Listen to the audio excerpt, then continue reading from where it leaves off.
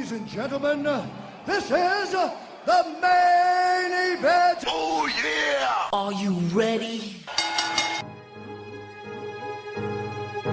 And now, broadcasting live from MainEventMadness.com and brought to you by Spreaker, it's Main Event Madness. Our wrestling, your sports, simply madness. And now, here are your hosts, Al Merriman and John Curry.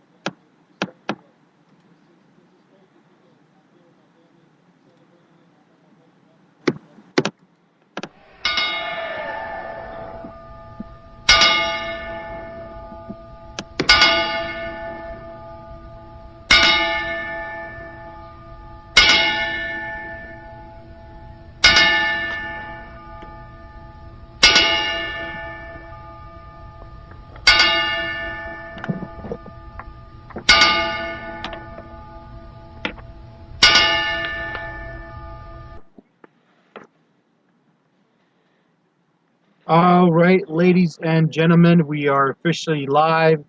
It is April 30th, 2015, and that was in honor of the late great, and I always get his name wrong, Bernard Gange. Wow, that was bad. Let me try this again. Guys, welcome to Main Event Madness. Sorry about that. Yeah, guys, we did a moment of silence, as you heard, and a 10-bell salute. If you guys missed it this past week, wrestling legend Vern Gagne. Yeah, you weren't even close, buddy. Hey, man, I'm sorry. That's why I was ragging on you. Unfortunately, passed away at the age of 89, which, you know what? You can't be sad about something like that. Something like that, you just got to be happy that he lived a full life. 89 is it's a full life, and especially being a legend in wrestling, he'll live on forever. Yeah, and I wanted you guys to understand this is what I love about wrestling, and there's a reason why I'm going into this a little bit, but he had Alzheimer's, and God, rest my grandfather's soul, he had mine Alzheimer's as well. I'm sorry? I said mine as well. Yeah, Alzheimer's is one of those toughest diseases. There was some negativity when I did some research. Again, I'm 30 years old, so he's beyond me. But what is awesome, I did some research, and just it shows you the evolution of wrestling. So his finishing moves, just think about it, John. His finishing moves were the sleeper hold and the drop kick. The freaking drop kick. They do drop kicks in every single match these days. So you can see the evolution of wrestling. Also, he, just to show you how important he is to wrestling, and he's not only a footnote, he's beyond a footnote, I think. He trained over 93 different wrestlers. Arguably on the Mount Rushmore of professional wrestling's history. Yeah, so, guys like Dick the Bruiser, Ricky Steamboat, the late great Mr. Perfect, Kurt Hennig, and believe it or not, this was a little shocking to me. I don't know why, but I guess it shouldn't be. The Nature Boy Ric Flair, among the greats. So, rest in peace, his soul. He had a rough last couple of years. Alzheimer's is no joke. But he's resting in peace now. And this is one of those things that you want to pay respect. This is one of the reasons why we do this. We love wrestling and we love sports. And we love wrestling. We love sports, and we do nothing but love and appreciate everybody that's paved the way for us to be able to do a podcast like this to talk about the things that we love to do. Love to That's watch and wish that we could do it. Unfortunately, we can't, which is why we're behind a couple microphones here. But Yeah, you know what's funny? Every time we say that, it reminds me of Skinny Mike from Mike and Mike in the Morning on ESPN. Skinny Mike is always like, Greeny! man, you know, in high school, I was able to play football. And this is talking about me. I was offensive tackle. Obviously, my size, I'm a huge guy. And I only play, junior varsity and a little bit into varsity. I just couldn't do it because of some medical reasons. But yeah, I mean, it's pretty cool that we could do the show. We love sports, and it's Main Event Madness. We're live, and Right now, oh, go ahead. no, I just want to say we're celebrating his life. Thank you for his contributions. 89 years old. Absolutely. You will always be well remembered, and that it is what it is. We have a big show, and I'm sorry to interrupt you, John. What were you saying? I was just gonna say, let's try to improve the mood here. By the way, in most of the world, it's Friday, gotta get down on Friday. and also it's draft day, mother truckers. Yeah, you guys thought I was gonna say something else, didn't you? It's draft day, mother truckers. NFL draft going on, and guess what, Al? Your boys from the South Beach are on the clock. Yeah, it's tough. I mean, I wanted to go down the list before we even started the show, but I'm trying to put my AM radio on. You know where my office is. I'm very remote in my damn Kia Soul 2013 riding high, man. Florida. Shout out to Kia. Hey, sponsor us. Oh, that's right, folks. Well, we got some news coming soon, but we're not going to break it until it happens. But we got some big things popping, and we're so excited about it. Major platforms, and it's just very exciting. But today, we begin our legacy, and we have a legacy. We just want you guys to be a part of the show. So it's very simple to do that, to be a part of a show. We got 2 Twitter handles, very important Twitter handles, and we're going to start with yours. And that's at Jon MEM Radio on Twitter. Send us some questions. Send me some Twitter love, people. Love. We even love to hate. We love you to hate us. Because if you Lord knows I love people hating me. Lord knows it. We've said it for over a year now. I'm the heel of the show. You guys want to send some hate mail? Come send it my way. Arguably, maineventmadness.com was my website, and guess what? You guys hacked it twice. So you guys hate me. I love you for it. Thank you. You know what's great with you? Well, except for the hacking part, like itself, I don't really love you for that. But you guys hate the heel of the show. That's awesome. But going back to what you said, what? Well, going back to people hating us, you know what's great about people hating us? That means they're talking about us, and I want you to hate us. You can hate us, love us, dislike us, be on the same page with us. Let us know at Jon MEM Radio and my Twitter handle, which is probably going to get adjusted for a 3rd, 4th, or 5th last time. We need to go back to the one you used to have, because I missed the one that had the energy, the passion, the enthusiasm behind it. Madness. I'm going to have to bring that back. You're going to have to bring that back. I say, I'm going to start rambling here, and you go change your Twitter handle right now. I'm calling you out. I'm going to start rambling, and you go change your Twitter handle right now. Well, there's a lot of steps there to do that, but okay, go ahead, ramble away. Ramble away. You want to talk about people carving their legacies? Let's talk about people carving their legacies. Jameis Winston. In case you guys are living under a rock and have no access to social media, Jameis Winston taken number 1 by the Tampa Bay Buccaneers, going to be their starting QB this year, and go hand in hand with that, Marcus Mariota drafted number 2 by the Tennessee Titans. I'm a little upset about that because I wanted him to become a Jet because I'm tired of Geno. But you know what? It's interesting to see. It's always interesting to see on draft night where people truly end up. You know, back about 10 years ago, Philip Rivers and Eli Manning were drafted by the New York Giants and the San Diego Chargers, respectively. They swapped teams at the end of the night. So just because people are drafted, don't mean they can't be traded. But we got a loaded show to talk about, or you guys about tonight. Like Al mentioned, we got, of course, the big story of the week in that Jon Jones, and we're going to get to that in a little bit here, no longer the light heavyweight champion in the UFC. We're going to talk to you guys about that. Also, we got Raw, Payback, King of the Ring, Eric Bischoff's new wrestling company, and it's not WWE. Also, some predictions for the NBA playoffs in the second round. And if Al didn't notice it, I'm bringing up a new segment that I used to do in high school, which I think we actually tried this a a while ago back during our Wrestling 365 days. What were you thinking? And the first one who's going to get the what were you thinking this week, guys, and this, you know where I'm going with The this. city of Baltimore. Oh, shit, sorry. Too soon. Hey, no, hey.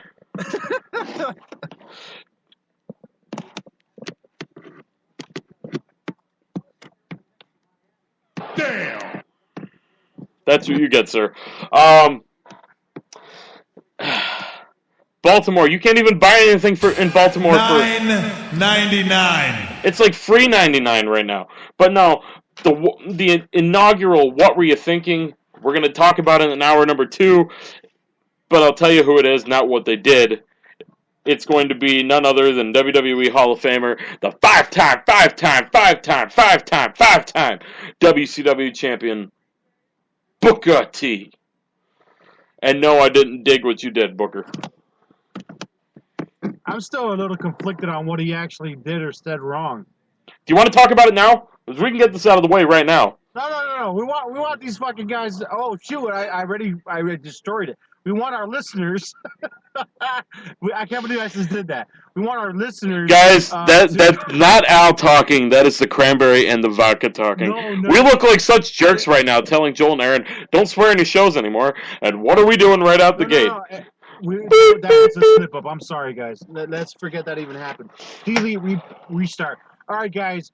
I do want to say this. Who did the Jets pick, or did they haven't picked? My boys picked Leonard Williams, defensive tackle from the University of Southern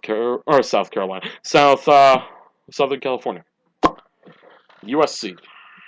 Let me tell you, Somewhere people are ready to shoot me for about to say the University of South Carolina. I'm a Hokies fan, guys. Wrong coast. I just dropped my laptop. Are you guys still there? Oh, we're still here. We hear some static and a bunch of other fun stuff, including Al's cranberry vodka being swallowed down his throat, giggity. Hey, now. All right, guys. So, I do want to ask you real quick. What are your thoughts on, Winston going to the Bucks? See, I don't like Winston. All right, Al, I'm gonna. Oh, wait a minute, guys. Hold on. I'll do it. I'll do Miami it. Dolphins. Ah. Yes, sir. All right, hold on. Woo.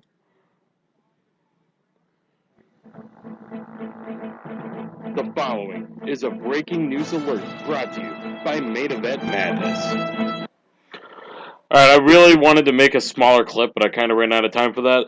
Al, who did the Dolphins just draft? Devontae motherfreaking Parker.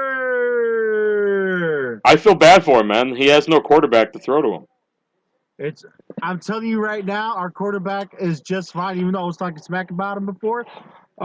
We have one of the youngest, fastest, and most talented wide receiving core in the NFL. You New York Jets better watch out. That defensive tackle is not going to do anything for you guys. I'm sorry. I am very excited. Well, here you go. Miami Dolphins picking Devontae Parker. That is here we go. Awesome. The Chargers traded their 17th pick, a 4th round pick in this draft, and a 5th round pick in the 2016 draft for the next pick, the 15th pick in this draft. The San Diego Chargers are picking next at 15. The San Francisco 49ers have dropped themselves to 17. Kind of a weird pick. A 4th and a 5th pick, and you're dropping down 2 spots. I'm wondering who they're looking at right now. I don't know, man. I just missed Mel Kiper's best available. Yeah, but we might be doing some overtime tonight, bro. I'm game to do some overtime if you are, man. I've been dying to do some overtime. I hate these shackles of 2 hours. These shackles are going to be loosened. All right, man, I'm very excited, man. Devontae Parker, he was really high and talked about, and I feel for once the Dolphins got it right because we thought we were going to not be able to draft this guy. Age is 22, he's I'm just excited about it. I mean, he looks like he could be a next big thing. He's a big boy, 6'3", 209 pounds. Let's see what happens. Let's see what happens. I'm very excited about the pick, and he better be a plug-and-play player. I am so tired of the Miami Dolphins missing out on draft picks for about 7 years now. We've had losing seasons, shitty picks. I'm just hoping. We're transitioning to no swearing here, guys. I am so sorry, guys. He's gonna have to. I need one of those, those things you put around dogs, and every time you swear, I need to get that little, electricity shock through my body. Shot collar. Don't tell me with that, man, because I'll buy one when I come down to Florida next year. Yeah, Actually, I should say, it will technically be this year, but Al, providing that talks go my way, and I'm not going to say what those talks are in case they're listening right now. Tentatively, and I'm throwing it out there. Tentatively, the first week of January. Additional picks, and I know you like Eric Armstead going. Whoops! I tried to go on to NFL.com, see who was left. That's what happened to me earlier, but tentatively, I'm throwing it out there. I will be in Florida the first week of January 2016. Officially 8 months from next week. All right, man. Looking forward to it, and big things are popping for Main Event Madness. Again, guys, now it's official. You want to play that breaking news again? This is a show you're gonna have to put that thing on all freaking night. Whoops, hold on. The following is a breaking news alert brought to you by Main Event Madness. What you got? Ladies and gentlemen, breaking news. Alfonso Maramon's Twitter account has been officially changed to @AlMe. That's right, folks. This is the biggest news of the entire year, folks. Make sure you tweet me, hate me, love me, or whatever it is you want to do. Follow us. I had to do it. I had to do it to you. All right, interesting. I'm gonna call you out, John. Hold on. You interesting. made it a big deal about my name change, so I had to make it a big deal that it came back. That's true. But interesting. Chargers drafted Melvin Gordon, running back from Wisconsin. Okay, that is a good pickup. But Melvin Gordon is a high prospect. A couple injuries, I believe, but that's a good pickup by San Diego. By them. San Diego. Scholars maintain that the translation was lost centuries ago, but rumor has it that it means a whale's vagina. Well, then I'm moving to San Diego. No? Okay. Thank you, Will Ferrell. All right. So from guys, big things popping to big things stopping, and it's late, but it was breaking news at the time I wrote the show. That's right, guys. A little bit of a switch up here coming at UFC 187 next month. Al, are you surprised that Dana White had the gall to do it? He stripped Jon Jones of the UFC Light Heavyweight Championship. It's now going to be Anthony Johnson taking on Daniel Cormier at UFC 187. Are you surprised that Dana White actually had the balls to strip Jon Jones? You know what? I do not. I mean, he needed to do something, and if he didn't, he was a complete idiot for not doing it. I totally agree with you there, man. I mean, with the whole cocaine thing, and I mean, just all the issues that he's had in the last few months, and all he's gotten was a don't do it again. I would hope that being involved in a hit-and-run accident with a pregnant woman, they'd finally get the intestinal fortitude to, wow, they didn't waste any time. Houston's already got their pick in. That was quick. I'm just happy they finally did the right thing. It sucks because as I was talking with Wayne a little while ago, he lives literally 45 minutes south of me. So he's somewhat of a hometown guys-ish. Easily probably one of the more famous people from this area. But you know what? He's got a lot to atone for and a lot to answer to. Yeah, I mean, it goes back, I think I mentioned it on either Twitter or Facebook. I think it was Facebook on one of our pages there on PWS. It's absolutely ridiculous. You know, he is in a position of power and not even power of success. He's at the pinnacle of his career, and he literally has thrown all away. You know, he had the cocaine issue earlier this year. They let him fight because, come on, don't tell me they didn't know he was positive for cocaine before his last fight. They knew. They let him fight, and then everything came out after. And then, you know, he's given another chance, and now he flees um, from the scene of the crime. You know, Dana White, I applaud you for having the guts and the. It sucks from a financial standpoint that you had to go to that level, but you know what? You got to do the right thing. But you know what? He recovered and recuperated really well. This fight that they have put in for the championship now, it's going to be great. It's Cormier versus Johnson. And this is something that we were probably going to see if Cormier were to beat Jon Jones in the first place at 186 or whatever it was, 183. I don't remember the pay-per-view that they fought. But whatever the case is, good recovery, a smart decision to put Daniel Cormier, or Cormier, whatever the hell his name is. You know, I always slip up there. In place of Jon Jones, I mean, I think it's great.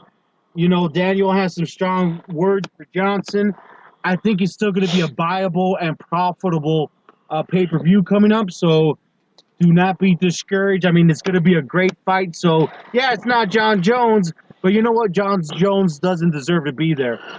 And Dana White, you know, I tip my heads off. You know what? At least the UFC has a commissioner that will do something. And this is my segue to, and I don't care if it's not on the show format. I know we're talking about it later, but with Pacquiao and Mayweather, biggest fight of the century, you know, whatever you want to build it up to. I've seen headlines where Mayweather, Pacquiao, and the end of boxing. This is how big this fight is. But you know what? Mayweather's a SOB that gets to beat on women and nothing happens to him. He has several arrests. God, I can't wait until he gets knocked out by Pacquiao. I don't even care if he gets knocked out. The problem is that he is lucky he's in the sport that he is because they don't commission and they don't have no sanctions and there's no suspensions. Of course, they can't get rid of the only cash cows that they have because there aren't any cash cows in boxing anymore. I understand that, but beyond that, I mean, it is something that is sad that this guy, you know, his career is fine, and a lot of people, it's frustrating to see. That's all. I mean, I've grown to hate the guy, and I'm really rooting for Pacquiao. This is one of those. If you ever have a WWE style type of storyline, you know, people are now learning about Mayweather's domestic violence abuse past. I think it's upwards of 7+ of what we have on record of his criminal record and whatnot. And he's even paid women to shut their mouths and all that. So we're making Mayweather a rich man. So it's at least, you know, with the UFC and Dana White, he has the cojones. Maybe I could say it in Spanish, right? The cojones to do something about it. And it takes some big ones because Jon Jones is very marketable right now, and he does bring in the big bucks. Arguably the most marketable male that UFC had. Well, Arguably. You know, right now, I can't argue that. I mean, who else do they have? They don't. I mean, when's the last time that Cain Velasquez and Junior Dos Santos have fought? Well, Junior Dos Santos fought recently. I can't. Did he? I think it was the last pay-per-view. Yes. That's news to me. Shows you how much I'm paying attention. But you know what? I hope Mayweather gets his ass knocked out by Pacquiao. And you know what? We're talking about 2 decent pay-per-views. And let's move to one Crappy pay-per-view. decent pay-per-view. What pay-per-view may that be? Oh, Extreme Rules. This little bleeping nugget of joy. Oh, how I actually had hopes for you to be decent. Because a lot of times, WWE takes pay-per-views that have horrible builds and horrible just everything around it, and it turns it into gold. But they didn't do that on Sunday. But you know what? We're not going to be like all these review shows and be like, well, what happened in segment 1.2.36493? Al, what was your highlight of the night? Of Extreme Rules, I had a dream that I was watching something and I woke up and I know there was wrestlers involved. Really, I mean, Women's Wrestling Uncensored? I really didn't see it. And folks, we're live here. If you have been living underneath the rock, not the rock, you sick, crazy, sick toys out there. Kevin John, Houston Texans did select Kevin Johnson, cornerback from Wake Forest. Next up is San Diego with their next pick after their trade. And then KC, and then the lowly Cleveland Browns. Oh, yeah. All right, folks. I love how I'm on SBNation.com and I'm looking at the draft tracker. I love how they get the draft picks like 30 seconds before ESPN has it. Because ESPN on one side, I got the draft tracker on another, Twitter right by its side. But I gotta tell you, Al, the only highlight for me, and let you finish with yours. What were you gonna say? Lowlights. I mean, what did I tell you? Let's be honest here. I'm going to be honest. What did I tell you about this pay-per-view? It was gonna suck. I literally texted you and I said I wasn't watching this crap. You said you were gonna go back and watch it. You know what? I lied. I didn't watch crap. I read the results and I didn't care for it. I am sorry, but I knew what the main event. I knew the outcome of the main event before the main event even. Before it was Sunday, I knew what was going to happen. You know what? That's right. I'm so damn good. I predicted the pay-per-view 100%.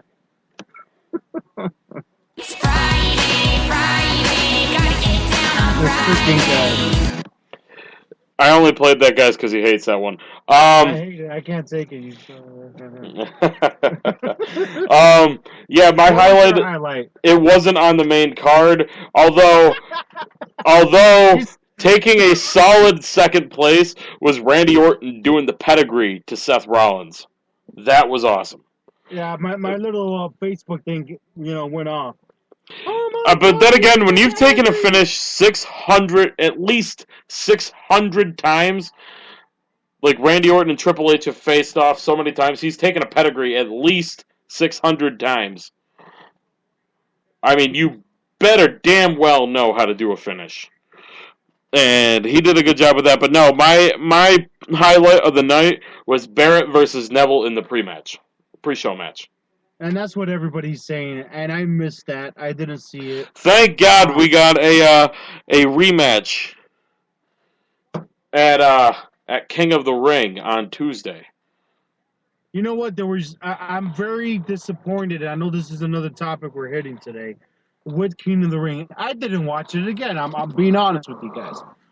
But my prediction was, they shoved this rocket up this guy's arse. And I'm talking about Sheamus. I'll give you that one, by the way, because WWE's using that one to get around it. So fair play. Yeah, thank you. So I was thinking, man, it made sense. This guy's from Ireland. I don't know. I felt like Sheamus could have benefited becoming the King of the Ring, and it would have been his second time, right? What's that?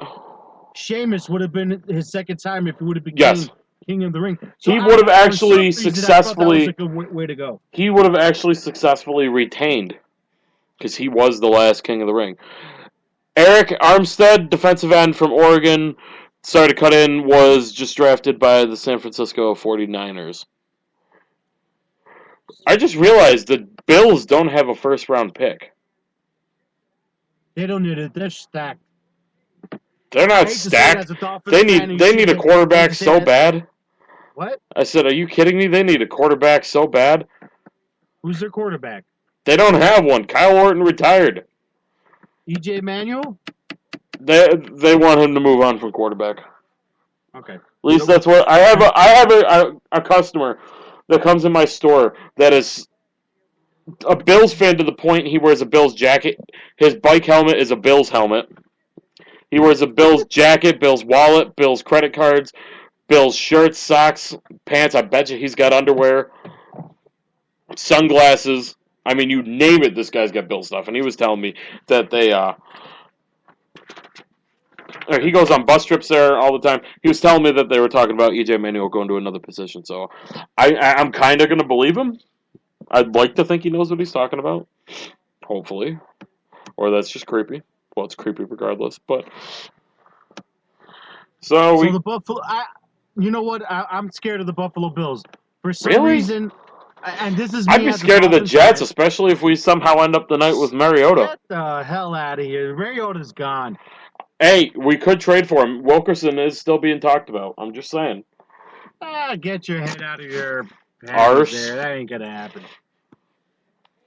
All right, so let's switch gears here. We're going to be interjecting NFL draft results all night long here, guys, here on Main Event Madness. But let's move on here, Al.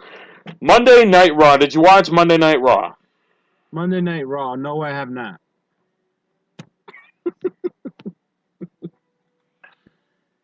Damn! Look, I probably watched about 5 minutes of that show. Fair play. Neither did I. I can't even remember what scenario. I don't remember what I watched, what I didn't watch. What's happening to me, guys, is everything's becoming a continuous play. And what I mean by that is that every single episode of Monday Night Raw for the past 4 weeks have been the same exact crap over and over again. So if I want to see this week's Monday Night Raw, I'll just go back to the week before. It's all the same people are fighting each other. I'm just over it. I didn't see it, although. Okay. Wait a minute now. Well, they didn't announce it on ESPN, guys, but the Redskins pick is in. They picked Marcus Peters, a cornerback, not quarterback, guys. Cornerback from Washington. So, Kansas City has picked a cornerback, bolstering their defense a little bit. Marcus Peters from Washington is now a Kansas City Chief. Was not yet announced on ESPN, but SBNation.com has confirmed that. So, 18th pick is in. The Cleveland Browns, the Cleveland Manziels are on the board. And then there's the Philadelphia Eagles, which I would love to know what the hell's going on in that freaking team right now. Good Lord. You give up LaShawn McCoy, and then you bring in Sam Bradford, and you have Nick Foles. And who else did they bring in? So they got Sanchez. God, that's such a crappy USC cluster, you know what, of quarterbacks. Where is that at? That's Philadelphia. They have Nick Foles, they have Sam Bradford, and they have Mark Sanchez at quarterback. That's awesome. So, yeah, guys, again, somewhat breaking news there, guys. I'm sure if you're watching the NFL Network, you're probably hearing it already. But Marcus Peters, cornerback from Washington, was drafted by the Kansas City Chiefs, as ESPN is still in commercial. Awesome sauce. But I did like I did like that it's going to be Orton, Reigns, and Rollins at Payback for the WWE World Heavyweight title. But again, don't we all see the outcome? Obviously. But Seth Rollins is still the champion. I wonder if they're going to keep Orton in the title picture, because there was talks that Ambrose was going to be getting a push going into the summer. So, are we going to see Ambrose somehow insert himself into this match? His feud with Harper seems to be over. You know, he doesn't really have anything going on right now. And a lot of times when they take these guys and inject them into the main event, it's right after they're not really doing much of anything. And I think, let me tell you, it'd be kind of cool to see that type of Triple H triple threat match. Woo! Imagine the Shield all fighting for the world championship. That would be badass. What was this, wrestling's rope break for a second? Random. sorry? I said, what is this? Wrestling's rope break for a second. Random Triple H mentions. Well, I'm just, that's funny. Sorry, Aaron. I had to do it, buddy. But I'm saying that would be kind of cool to see, you know, Seth Rollins, Dean Ambrose versus Roman Reigns for the champion. What if that? I mean, that would be kind of. I think that would be awesome. We'll sell some tickets. Jesus, they still haven't announced it on ESPN yet. There you go, guys. Wow. Yeah, ESPN is slacking. I'm gonna go switch back to the NFL Network. Hey, while you're on there, get on Twitter and retweet my stuff. As I told you. Damn, either that or that got leaked really quick. All right, guys, we're live. Feel free to, you know, give us some questions. We are live, guys. This is Main Event Madness. I don't mean to talk over you, Al. Tweet me at John MEM Radio. I got nothing. Yeah, okay. Tweet me at Al ME Madness. Whoa, hey, whoa. No. No. At Al Me Madness. At Al Me Madness. So ALME. There you go. Madness. You sons of bitch. All right, so. I am totally getting that Tracy. I'm totally getting that clip for the next show. No. You sound like you should be saying yes there. Tracy Morgan? No. You know what's funny? John, you sent me this week's script, or whatever the hell we call this, right?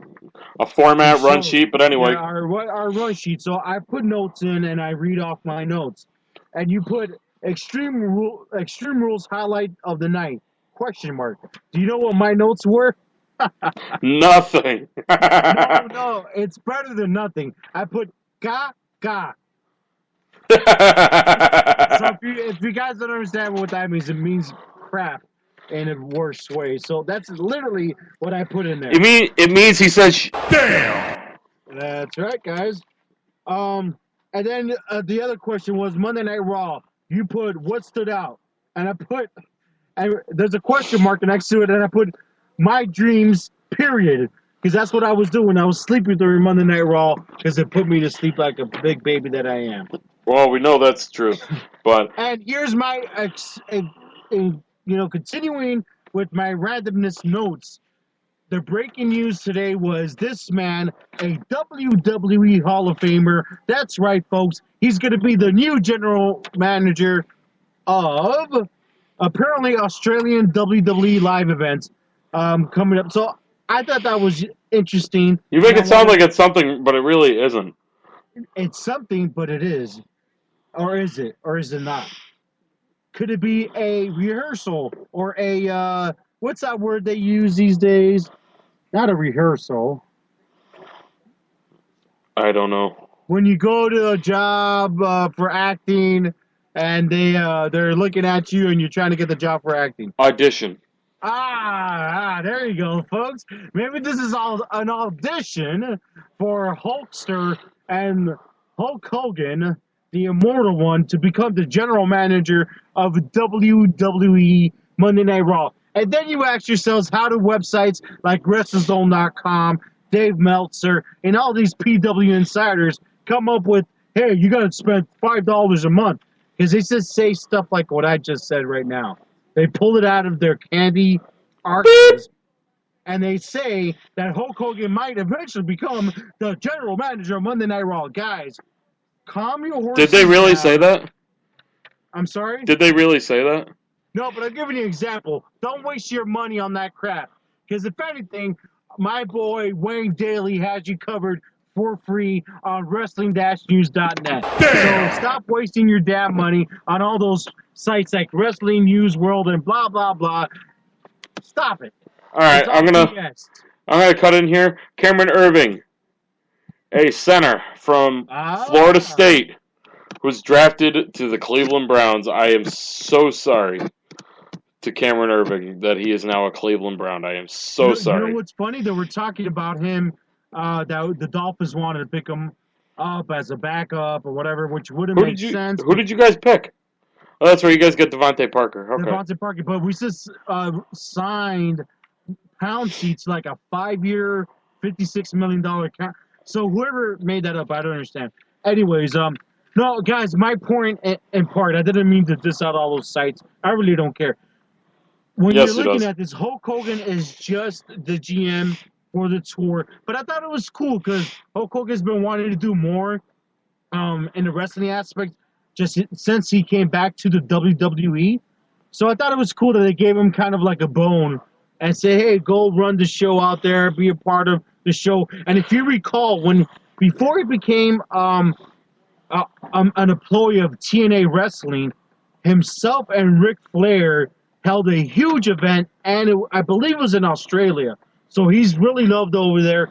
And remember that, John, that it was like a blood fest, and it was like under his name was like Hulkamania something. It was a Hulkamania tour, and damn near every single person on that tour was hired by TNA.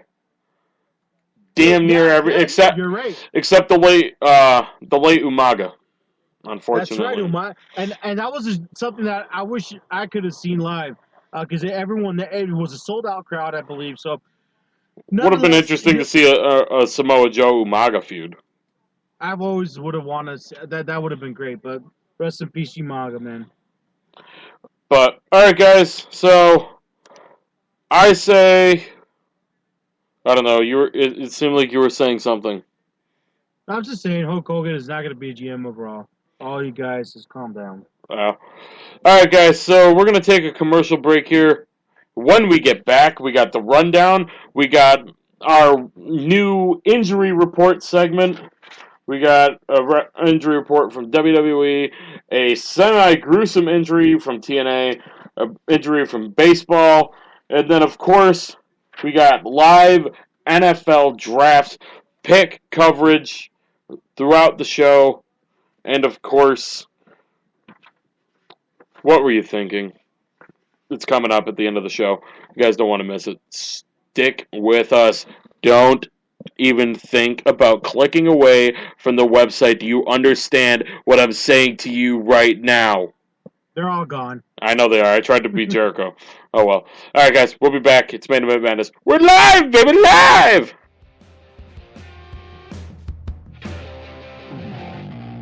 So you're cruising around the internet looking for some entertainment. What if I told you there's a hard-hitting, fresh, and opinionated podcast out there covering everything from WWE and TNA to the NFL, the NBA, and MLB? Well, that's reality. Main Event Madness is here. Don't miss us every week on MainEventMadness.com as well as on TuneIn Radio and Stitcher.com. Main Event Madness, our wrestling, your sports, simply madness. From the associate producer of The Wrestler, Evan Ginsberg, comes Evan Ginsberg's Legends TV, co-hosted by Steve Ludwig, featuring legends in sports, pro wrestling, and the arts. Lanny the Genius Poffo, Nicole Bass, Oscar from Men on a Mission, and million-selling music hitmakers like Martha Wash of the Weather Girls and Carol Douglas of Doctor's Orders fame appear regularly, as well as the greatest live indie musicians performing live in studio. Saturdays, 11 a.m. at legendstvnyc.com and madhousetv.com, archived 24/7. You missed the birth of your mother and father, don't you dare miss Evan Ginsberg's Legends TV. Looking for more than your average wrestling website? Looking for the fastest growing wrestling news site on the internet today? With quality news, results, and more. Wrestling News Report has everything you'd want in a wrestling website. Al Merriman has you covered with the latest and biggest stories of the day from all around the world of pro wrestling. Check them out today, WrestlingNewsReport.com. Hey you. Yeah, you. Looking for quality wrestling news with an international flair? Looking for results and news from around the world? Look no further than Wrestling-News.net. Wayne Daly and his crew have you covered from top to bottom, from WWE to TNA to the top independent companies from around the world. Check them out, Wrestling-News.net. Need a break? How about a rope break? Wrestling's Rope Break, that is. Don't miss every Thursday night at 8 p.m. Eastern. It's Wrestling's Rope Break. Joel O'Brien and Aaron Ramadanov give you a fresh and passionate insight on the latest happenings and news from the world of pro wrestling. It's Wrestling's Rope Break. Thursdays at 8 p.m. Eastern, maineventmadness.com and Spreaker.com. Presented by Main Event Madness. You know what? I need to start getting that background music from that Main Event Madness, or that Wrestling's Rope Break commercial, and just get that as our music to come back from commercials. So I love that damn guitar riff. Are we live? Yes, we're live. We're back, guys. It is Main Event Madness Radio. We are live, baby, live! It is. Sure if you unmuted us. No. It is April 30th, 2015. It is draft day, guys. NFL draft is ongoing. As you guys heard before the break, we're going to be interjecting. That's a fancy word that Al loves so much of the day. We are going to be interjecting draft pick news all night long, including. Now, tonight's just the first round, right? Yeah, they spread it out to 25 days. So you Bastards. All that. I want my Jets pick at 37. You know what's unique about what they're doing? Mr. Roger Goodell, right? He's a NFL god. Oh, that son of a You saw what bitch. they're doing now with the NFL draft, right? No. Cities are now able to pitch for the NFL draft, much like the Super Bowl. I actually like that. It's a great idea, but man, dude, you guys, it's just crazy to me. I mean, it's smart, it's good business, guys, nuts. The NFL draft used to be a footnote, but now it's like everybody's so smart with the internet and everything, and it's become this whole event, and people want to go to it. I want to go to it. I just saw a video of my Miami Dolphins fans reacting to our latest acquisition, Devontae Parker, and they were cheering like crazy. Finally, I haven't seen that happen at a draft for the Dolphins, so that was pretty cool. So, yeah, it's really smart business, and we're back live better than ever, guys. Main Event Madness. And I got to ask you, do you agree with CBS here? CBS, the NFL guys on CBS say that Leonard Williams, defensive end that the Jets drafted, is the best overall player in the 2015 NFL draft. Yeah, I hate when that happens. When people say he's the best. You know what? You never know. You never know who's going to be a bust or not. I hate when people try to say that. I never agree with that type of stuff. I'm sorry.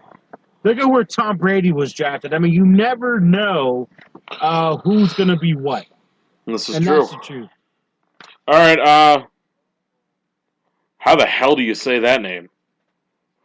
All right. So this just in, the Philadelphia Eagles have selected Nelson Aguilar. Come on, Goddell, hurry up and get on TV so you can correct me here. Wide receiver from USC. Yeah, I will correct myself, guys, when I hear the correct pronunciation of his name. I apologize.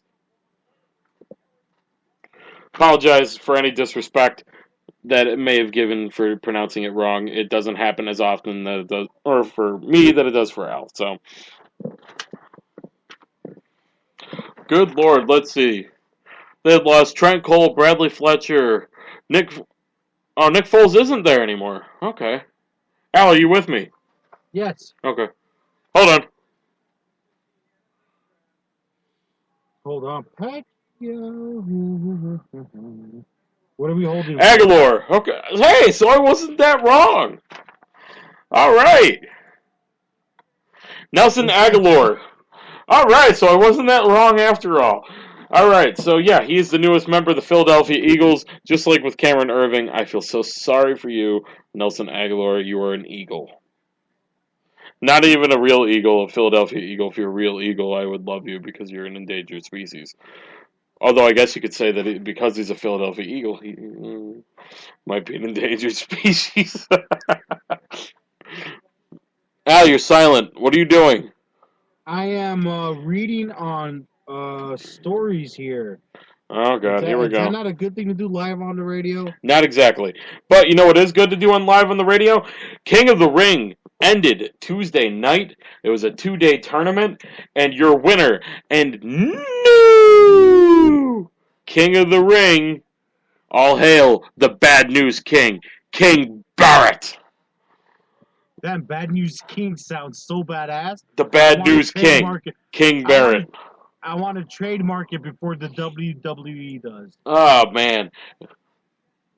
The Bad News King. What a badass name. Anyways. The Bad News King, King Barrett. No, that's too much King in there. No, it's not. Give it a bad news. I hope he keeps the whole King get up like Booker did. Maybe bring out his so-called ex-girlfriend Alicia Fox and all hail King Barrett. That Booker. Speaking of Barrett, I gotta ask you, how do you think Barrett will benefit from becoming the Bad News King? Dude, I'm starting to think that they're using this as a substitution to the fact that Barrett was supposed to be Daniel Bryan at the pay-per-view, so Daniel Bryan is gone for an undisclosed amount of time. So they said, let's put this stuff together, and he's going to be the King of the Ring. Well, did you see the new report that came out? I believe it was either yesterday or today. Probably not. Involving Mr. Barrett. As long as he stays healthy. The talk is right now that Barrett is a shoo-in to become Money in the Bank in June. Huh. So what does that metaphor really mean? Basically, you don't know what a shoo-in means? I've always hated that. Barrett, as long as he stays healthy, Barrett is penciled in to become Mr. Money in the Bank and win the briefcase and become a main eventer. Finally! Become a main eventer. Let me tell you, I'm just getting a little bit overwhelmed with the amount of sports stuff happening tonight. I don't know where to look anymore. There's the draft. There's Pacquiao, Mayweather. Right now, Chris Jericho is live on the WWE Network. God, no wonder why our ratings suck. Yeah, interviewing Stephanie McMahon. I'm like, I don't even know where to go with this. You know, everybody's got their thumb up their butts. Hey, no. Damn! You know, you got to give some people around the world credit, Al, because it's Friday, gotta get down on Friday. And most of them are just sad at the fact that most of their beer tabs are going to go far and beyond $9.99. To the point that they're going to wish they had a 10-bell salute, and they're going to wake up in the morning, look at their bank accounts, and just shake their heads and just look at it. Damn! And say, why couldn't I get that for free this month? All right, guys. I'm just going to tell you that I think Yahoo is smoking some good stuff. They're already advertising fantasy football. Oh, yeah! That's right, brother. Hey, you know, we got a lot of show to cover in the next hour. I'm calling you out right now. I've been called out before. What's up? Are we going into overtime? I don't know. Is there a bathroom outside? No, there is not. I say we go to midnight. I don't know. We'll see how I feel at the 11:30 hour. If push comes to shove, if you got to use the bathroom, I can cover for you. Lord knows you've done it for me. All right, it's just going to take about 20 minutes. I'm sure we can dig up the old Bruno interview that used to be the time killer. Where's Dallas Page when we need him? Where's DDP when we need him? Son of a bee. Evan Ginsberg, where are you? Ginsberg. Oh man, I haven't talked to Ginsberg. He probably. Speaking of, starting in July, Al. This is not something I've talked to you about, but it's something I'm announcing to right now. This is breaking news. Okay. Starting in July, Evan Ginsberg, the associate producer of the award-winning film The Wrestler, the host of Legends TV, Legends Radio, which, guys, by the way, as soon as you're done listening to Main Event Madness, get your asses over to madhousetv.com and watch Legends TV. It is a fantastic show. I'm not just blowing smoke up his ass. It is a fantastic show. You guys want to talk arts, music, sports, wrestling. I mean, he has such an eclectic group of people on there that it never really matters who he has on there. They always end up putting together a real entertaining show.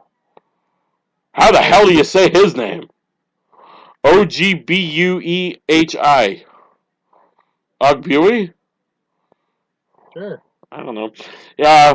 Cedric Ogbuehi? Oh. Ogbuehi, I guess is how you pronounce it. I just thought I heard Boomer. Who cares? What is his position and who did He's an offensive tackle. He was drafted by the Bengals. Or not the Bengals, I'm sorry. By the Bengals. And, Christ, that was quick. Bud Dupree, offensive linebacker from Kentucky, is now a Pittsburgh Steeler. That was quick. But, nonetheless, guys, get over to madhousetv.com and check out Legends TV. But enough of my little shameless shilling here, guys.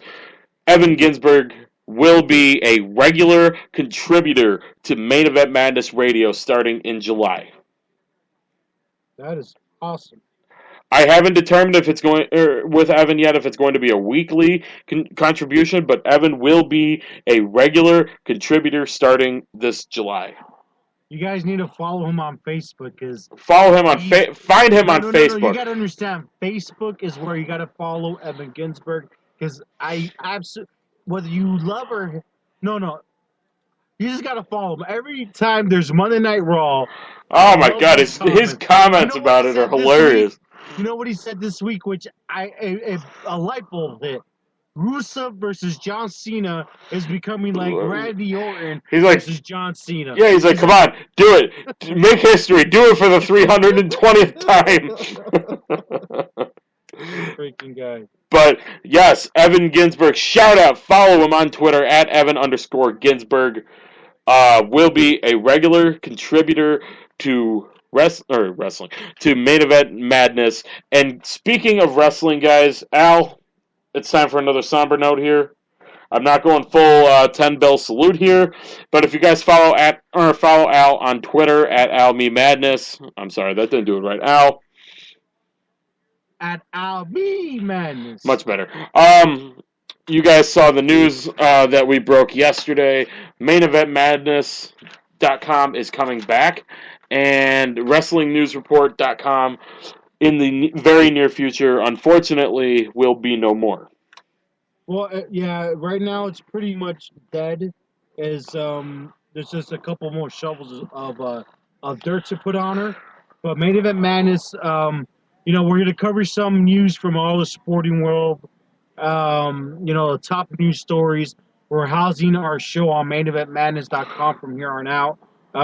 It's under construction, so give us a couple weeks, folks. There's a big transition happening, and there's a huge reason as to why. We will reveal that reason soon. But WNR WrestlingNewsReport.com for now will be non-existent, and every one of you Twitter fans and Facebook fans, you'll still get some news on wrestling. But this site, Main Event Madness, is going to be some wrestling, some top NFL news stories, NBA, UFC, and whatnot. But more importantly, we want you to go to that site, read some news, and listen to us, which is more important. It's gonna be everything on there. Hopefully, it's gonna be wrestling news. It's gonna be sporting news. It's gonna be podcasts. Hopefully, we're gonna get some columns on there. We're gonna have some spots on there. You guys could do some shopping for some sporting goods, some other stuff on there. I mean, it's a lot of things. And let me delete something from what you said. Not hopefully, it is gonna happen, folks.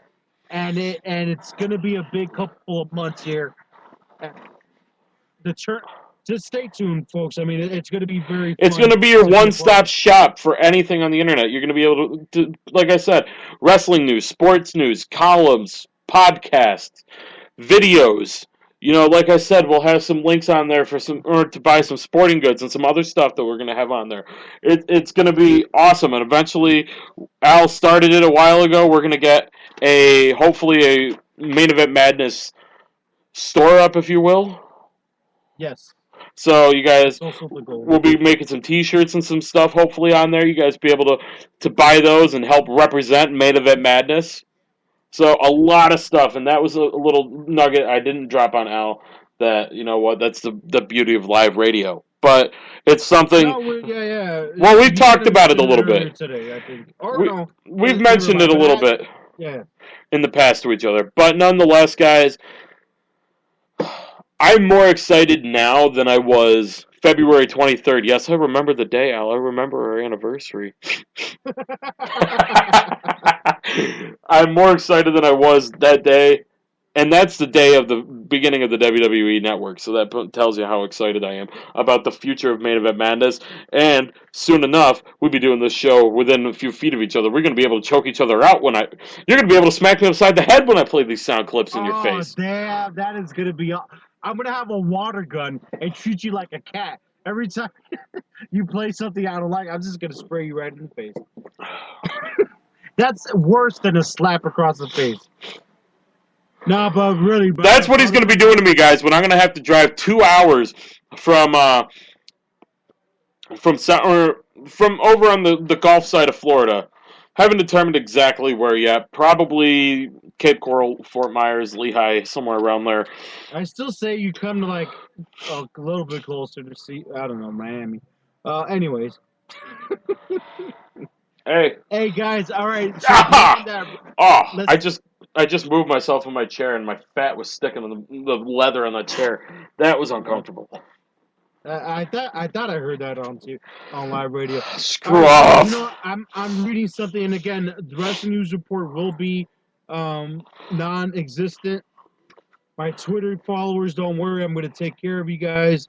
And if you want to write columns for us or contribute, hit us up again on either of our Twitter handles. Or I'm even going to do you one better, Alan. I don't mean to cut you off. If any of you guys listening right now are interested in writing columns, send us a sample. The hell with the Twitter. Send us a sample. Send it to either me, that's J Curry MEM. Was that what it was, Al? I don't remember. Send it to me at jcurrymem@gmail.com or send it to amerrimanmem at gmail.com. Send it to us. And let's see what you got. Send us a little sample. You want to talk about Payback. You want to talk about Mayweather Pacquiao. You want to talk about the NFL draft and how much your team blew it or how much your team did great. You want to talk about baseball. You want to talk about basketball. You want to talk about football across the pond. You want to talk about hockey. You know what? It doesn't matter. You want to talk about Avengers, Age of Ultron, which, by the way, I'm going to see in less than 12 hours. Just throwing it out there. Hell, send it to us. You know what? It doesn't matter. Send us a sample of how you guys can write, and we'll get a few of you guys possibly going up on the website once we get it up and going. I had to throw that in there, Al. I'm sorry. And the only problem is that you might be able to get past John. You might be able to get past me, Alfonso. But Wayne Daly, when he reads your column, if he doesn't give us the okay, he's very strict about it. I'm just letting you guys know. Well, that also depends if we bring him along. No, I'm joking. Wayne's He's going to be... You know what? Wayne's like that brother, you got to bring him along anyways.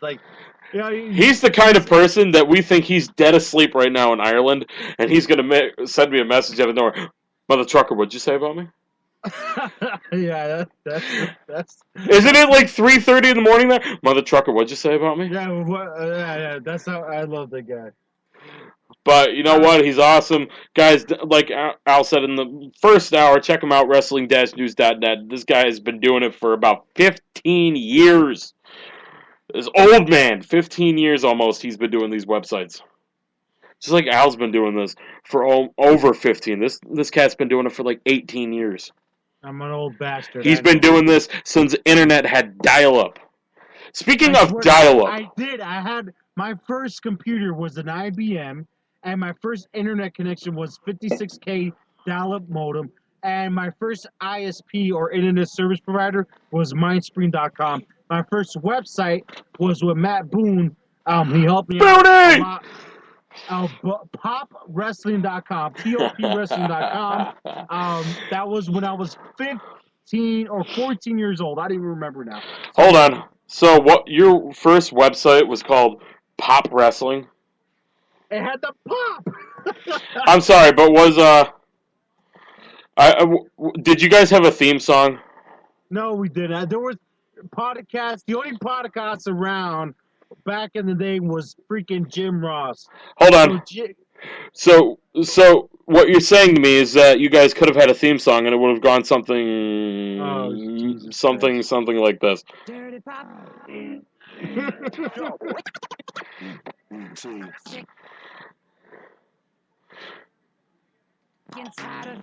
No, he shut up. I think he wanted to listen to NSYNC, guys. No, the problem is that I am so sad that John Curry knows that song.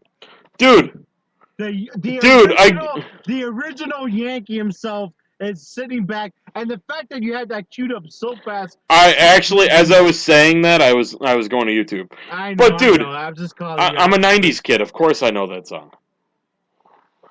Shane Ray, defensive end from Missouri, is now a Denver Bronco, I believe.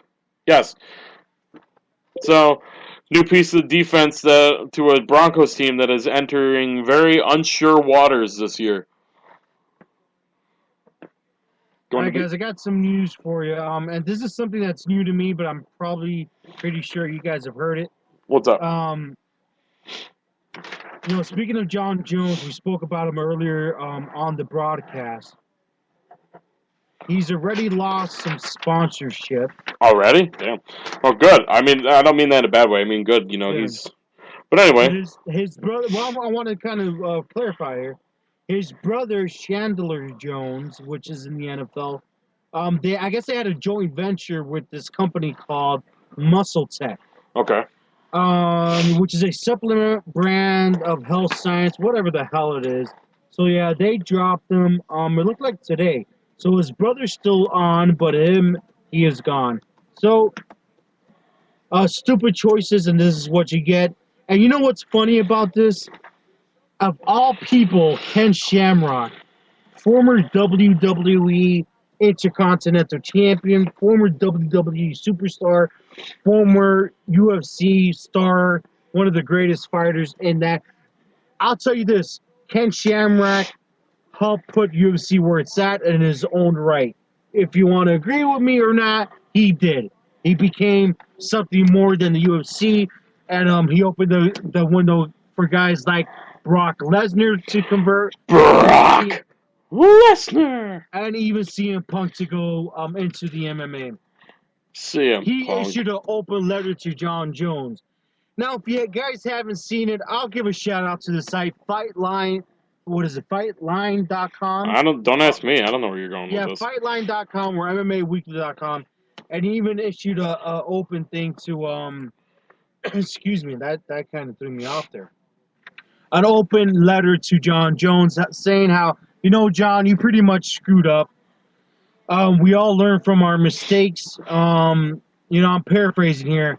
Hopefully you'll learn. You're at the pinnacle of the career, but remember one day it's gonna end. And it's freaking crazy. What he's saying is that one day you'll be in Vegas and you're gonna get everything for free. And before you know it, you're gonna have to be paying for everything. And looking for a fight at the age of, how old is Ken Shamrock? 40-something? He's got to be close. Sign a fight with somebody here recently to make another paycheck. Ken Shamrock was admitting that he was stupid and trying to say Jon Jones, hey, get your head out of your ass. So I thought it was interesting to see Ken Shamrock put that open letter out. So I was reading the open letter, and then I realized why it was. he was selling a book or a video or a movie actually of himself. In a weird way, Ken Shamrock was trying to be a nice guy, but he was still selling his product. Yeah, you gotta love America, right? America, truck, yeah. All right, guys, I've been looking forward to this segment all day for some reason. Are you ready to start running? I'm ready to start running. Yes, sir. We got 10 minutes, 5 topics to run down. We're up next. It's time for the rundown. And it's funny, this week's rundown has nothing to do with anything else, which is great because we've been talking a lot about every other sport but wrestling. So this week's rundown. Well, every week's rundown is all about wrestling. Well, sometimes we got a little bit of other stuff in there, don't we? No. Okay, so I'm a jackass.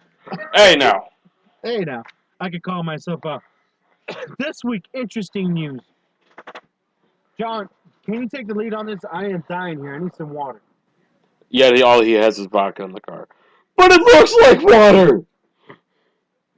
At this point, Fun man from the Smashing Pumpkins, you guys may know him, Billy Corgan, has joined TNA's creative team.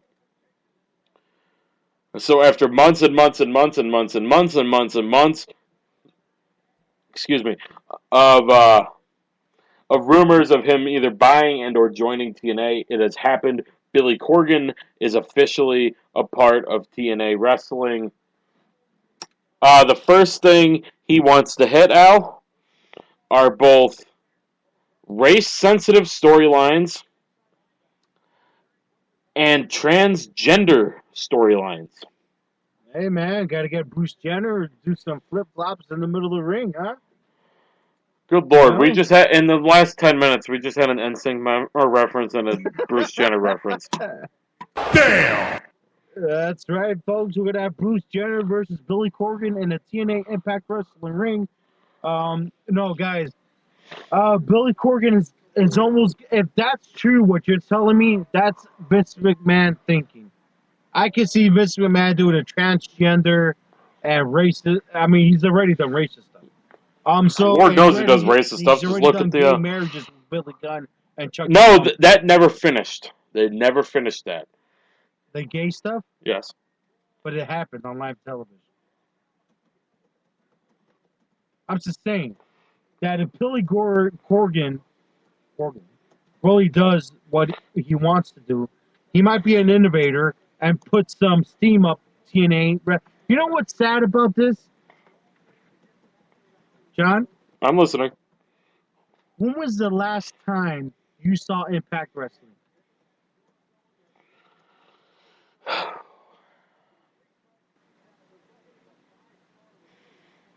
Exactly. Isn't that a sad thing? When did they join Destination America? That's what happened to me, guys. I saw 2, 3, maybe 4 episodes when they moved to Destination America. Shit, you're done better than me. Yeah, man. I mean, it's nothing to the talent, man. I just don't know. You know, when I remember I went to New York and I think it was the Hammerstein Ball, wherever they were, and the lighting, I don't know, it's just something about the production just seems so much worse than where they're at. It was the Hammerstein Ballroom, and now they're in England recording like 8 months worth of TV shows, which Destination America doesn't like. You know, Billy had his own promotion for a little while. Something happened. He was investing in a company. I still have the image on WrestlingNewsReport.com with the Rhino, which he's an old guest of Main Event Madness.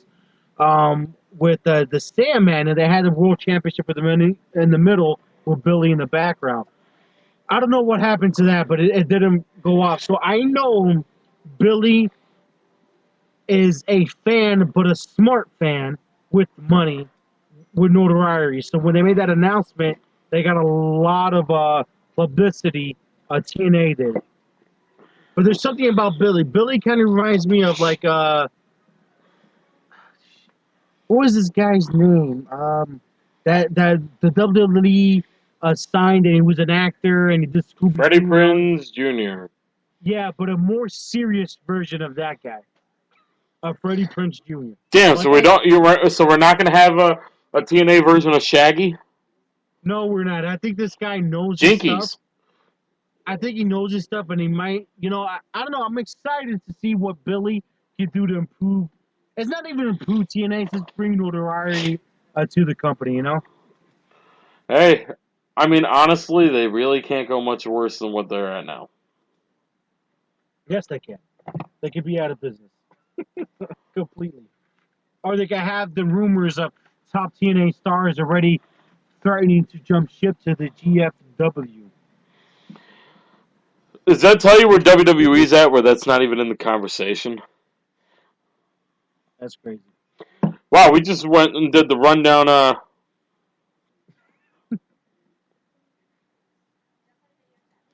I'm sorry. I'll tell you after. All right, guys, let's move on here. This should be interesting to talk about. CM Punk auditioned for Teenage Mutant Ninja Turtles 2. No, I read a little bit on that. I really don't care to read anymore. Not sure what's going on. Did with they that. say what he auditioned for? Because if you say Casey Jones, I'm going to laugh because Stephen Amell, who does a fantastic job on Arrow. Yeah, that's all I got to say to that. That's just funny.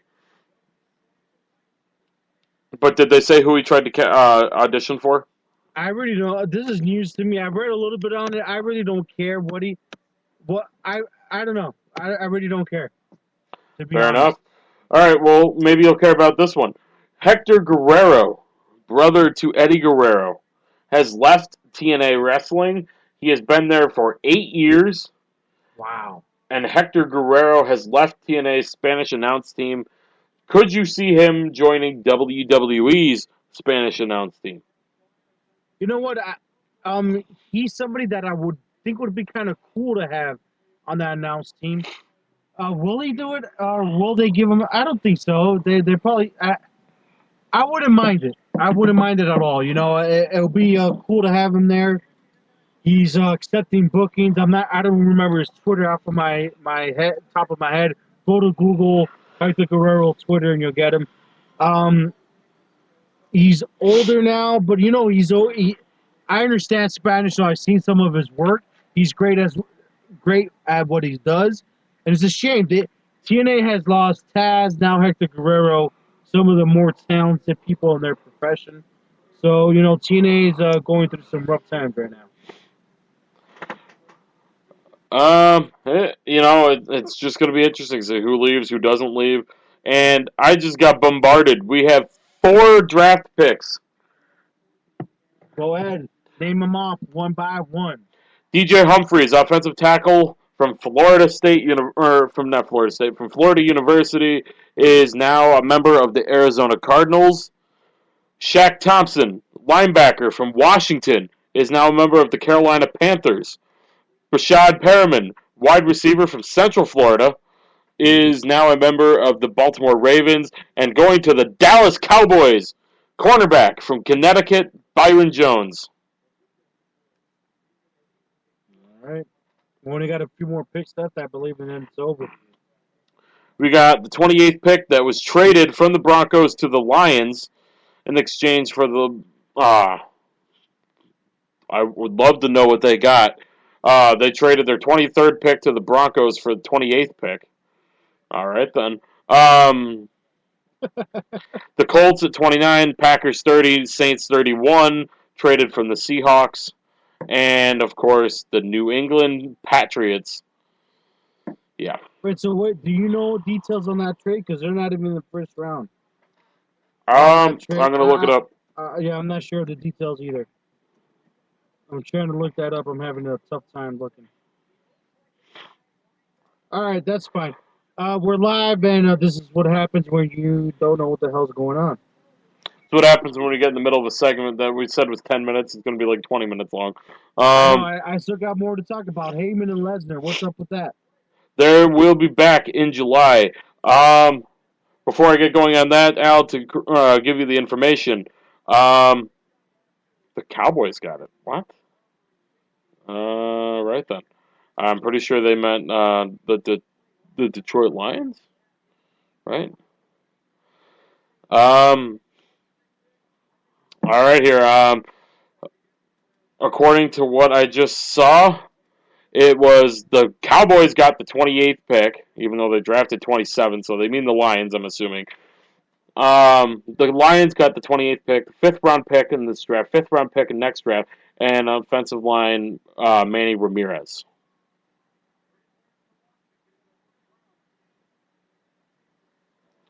So there you have it. All right, guys. But to go back, Heyman and Lesnar are slated to return in July to build up to a match at SummerSlam, rumored to be for the WWE World Heavyweight Championship. His rightful rematch against one Seth Rollins. So, interesting that we're going to get them a little bit earlier than I thought we would. Can you repeat what you say? We're talking about Seth Rollins versus Lesnar now? Seth Rollins tentatively versus Lesnar for the WWE World Heavyweight title at SummerSlam, taking place from Brooklyn's Barclays Center. So interesting. Are you gonna go? How long? No, I'm not. Is it a long drive? That coupled with New York City traffic and the fact that my aunt and uncle, which I don't need to pay for a hotel in New York City. My aunt and uncle are going on a cruise, leaving that Sunday, unfortunately. So I don't really have a place to crash at and don't have the time off. So, but all right, guys, we got to take another commercial break here, guys. When we get back, we're gonna finish the rundown. I apologize for this broken segment. We're going to have, like I said, it looks like we may be heading into a little bit of overtime here, guys. We got the rest of the first round draft picks news coming. We got injury reports, and of course, we got what were you thinking? A little bit more news and some NBA prediction, guys. Stick around, don't go anywhere. We're live. It's Main Event Madness Radio.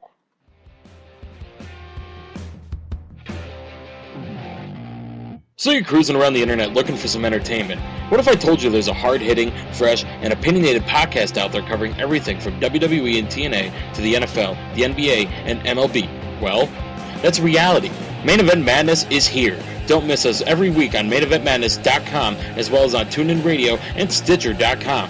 Main Event Madness, our wrestling, your sports, simply madness.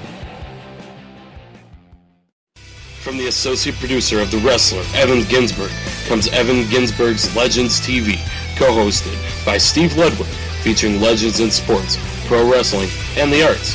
Lanny the Genius Poffo, Nicole Bass, Oscar from Men on a Mission, and million-selling music hitmakers like Martha Wash of the Weather Girls and Carol Douglas of Doctor's Orders fame appear regularly, as well as the greatest live indie musicians performing live in studio.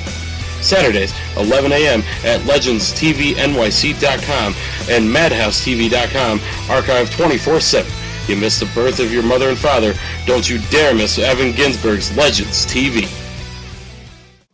Looking for more than your average wrestling website? Looking for the fastest growing wrestling news site on the internet today? With quality news, results, and more. Wrestling News Report has everything you'd want in a wrestling website. Al Merriman has you covered with the latest and biggest stories of the day from all around the world of pro wrestling. Check them out today, WrestlingNewsReport.com. Hey you. Yeah, you. Looking for quality wrestling news with an international flair? Looking for results and news from around the world? Look no further than Wrestling-News.net. Wayne Daly and his crew have you covered from top to bottom, from WWE to TNA to the top independent companies from around the world. Check them out, Wrestling-News.net. Need a break? How about a rope break? Wrestling's rope break, that is. Don't miss every Thursday night at 8 p.m. Eastern. It's Wrestling's Rope Break. Joel O'Brien and Aaron Ramadanov give you a fresh and passionate insight on the latest happenings and news from the world of pro wrestling. It's Wrestling's Rope Break, Thursdays at 8 p.m. Eastern, MainEventMadness.com and Spreaker.com. Presented by Main Event Madness. All right, folks, we are back. back. It is Main Event Madness Radio. We are live April 30th, 2015. Guys, can you believe, first off, before I get talking on this, it's already almost May. I mean, it's awesome for me, seeing the time's flying by as quick as it is.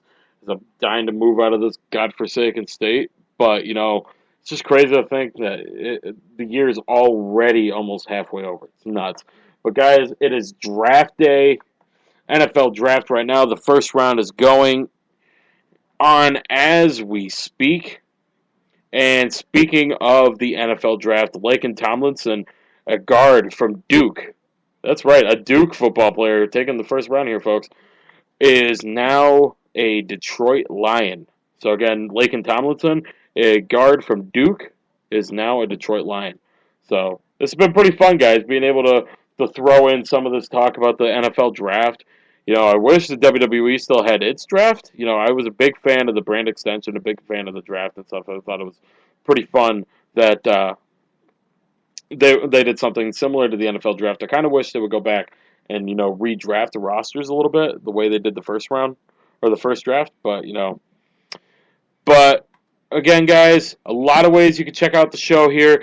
Visit facebook.com/main event madness, wrestling-news.net. Follow me on Twitter at Jon MEM Radio. We're tweeting out the links to the show. All you got to do, click the tweet, and you guys will be able to click the player right there. We are live streaming on Spreaker.com/show/main event madness. Of course, if you guys can't listen to the show right now, you guys aren't hearing me talk. But guys, also, or if you missed a part of the show earlier or you just started tuning in, that's no problem. Visit iHeartRadio.com, search in Main Event Madness. Of course, the same goes for TuneIn.com, TuneIn Radio, that is. Also Stitcher, and we're on YouTube, and we're also on iTunes. So a little bit of pimping out there of all our platforms that we're on. And hopefully we got some more news coming in the next couple months here, hopefully, guys, for you. We love dropping this big news for you guys. It's fun for us and fun to be able to share with all of you. And we've been increasing, getting new fans and more passionate fans, and it's just been a fun experience, guys, the last 14 months. And I touched on it last week talking to Al, and it's just awesome that just randomly somebody comes up and be like, "Hey, yeah, guys, no, what was it? My stepmother was at a store and mentioned that I do a podcast, and the guy's like, "Yeah, I listen with my kid all the time." So that, I mean, to start up a podcast that started as a hobby a little over a year ago, and to now getting fans that, like, I don't know, it's crazy, and I just hope that this, and I have the faith that this is going to just continue to grow in the next months or a few months and years to come. It's going to explode into something awesome, and I hope that we can take each and every one of you guys along. And if some of you guys hopefully have been with us since we launched as Wrestling 365, thank you. If you're new to us, I hope you enjoy what you're listening to. I hope you're enjoying our points of view, our mindsets, our views, opinions, so on and so forth. But let's dive into a little bit more of this, huh? So Heyman and Lesnar, like we're talking about, slated to come back in July. That should be an interesting program to see. Just a Lesnar-Rollins match. It's interesting to see what they're going to do with Dean Ambrose, whether or not they're going to cut that feud short, because they're going to revisit that feud. I mean, I just hope they haven't given up on giving Ambrose a push, because if anything, last year with Reigns got hurt, it just showed that the guy deserves a push.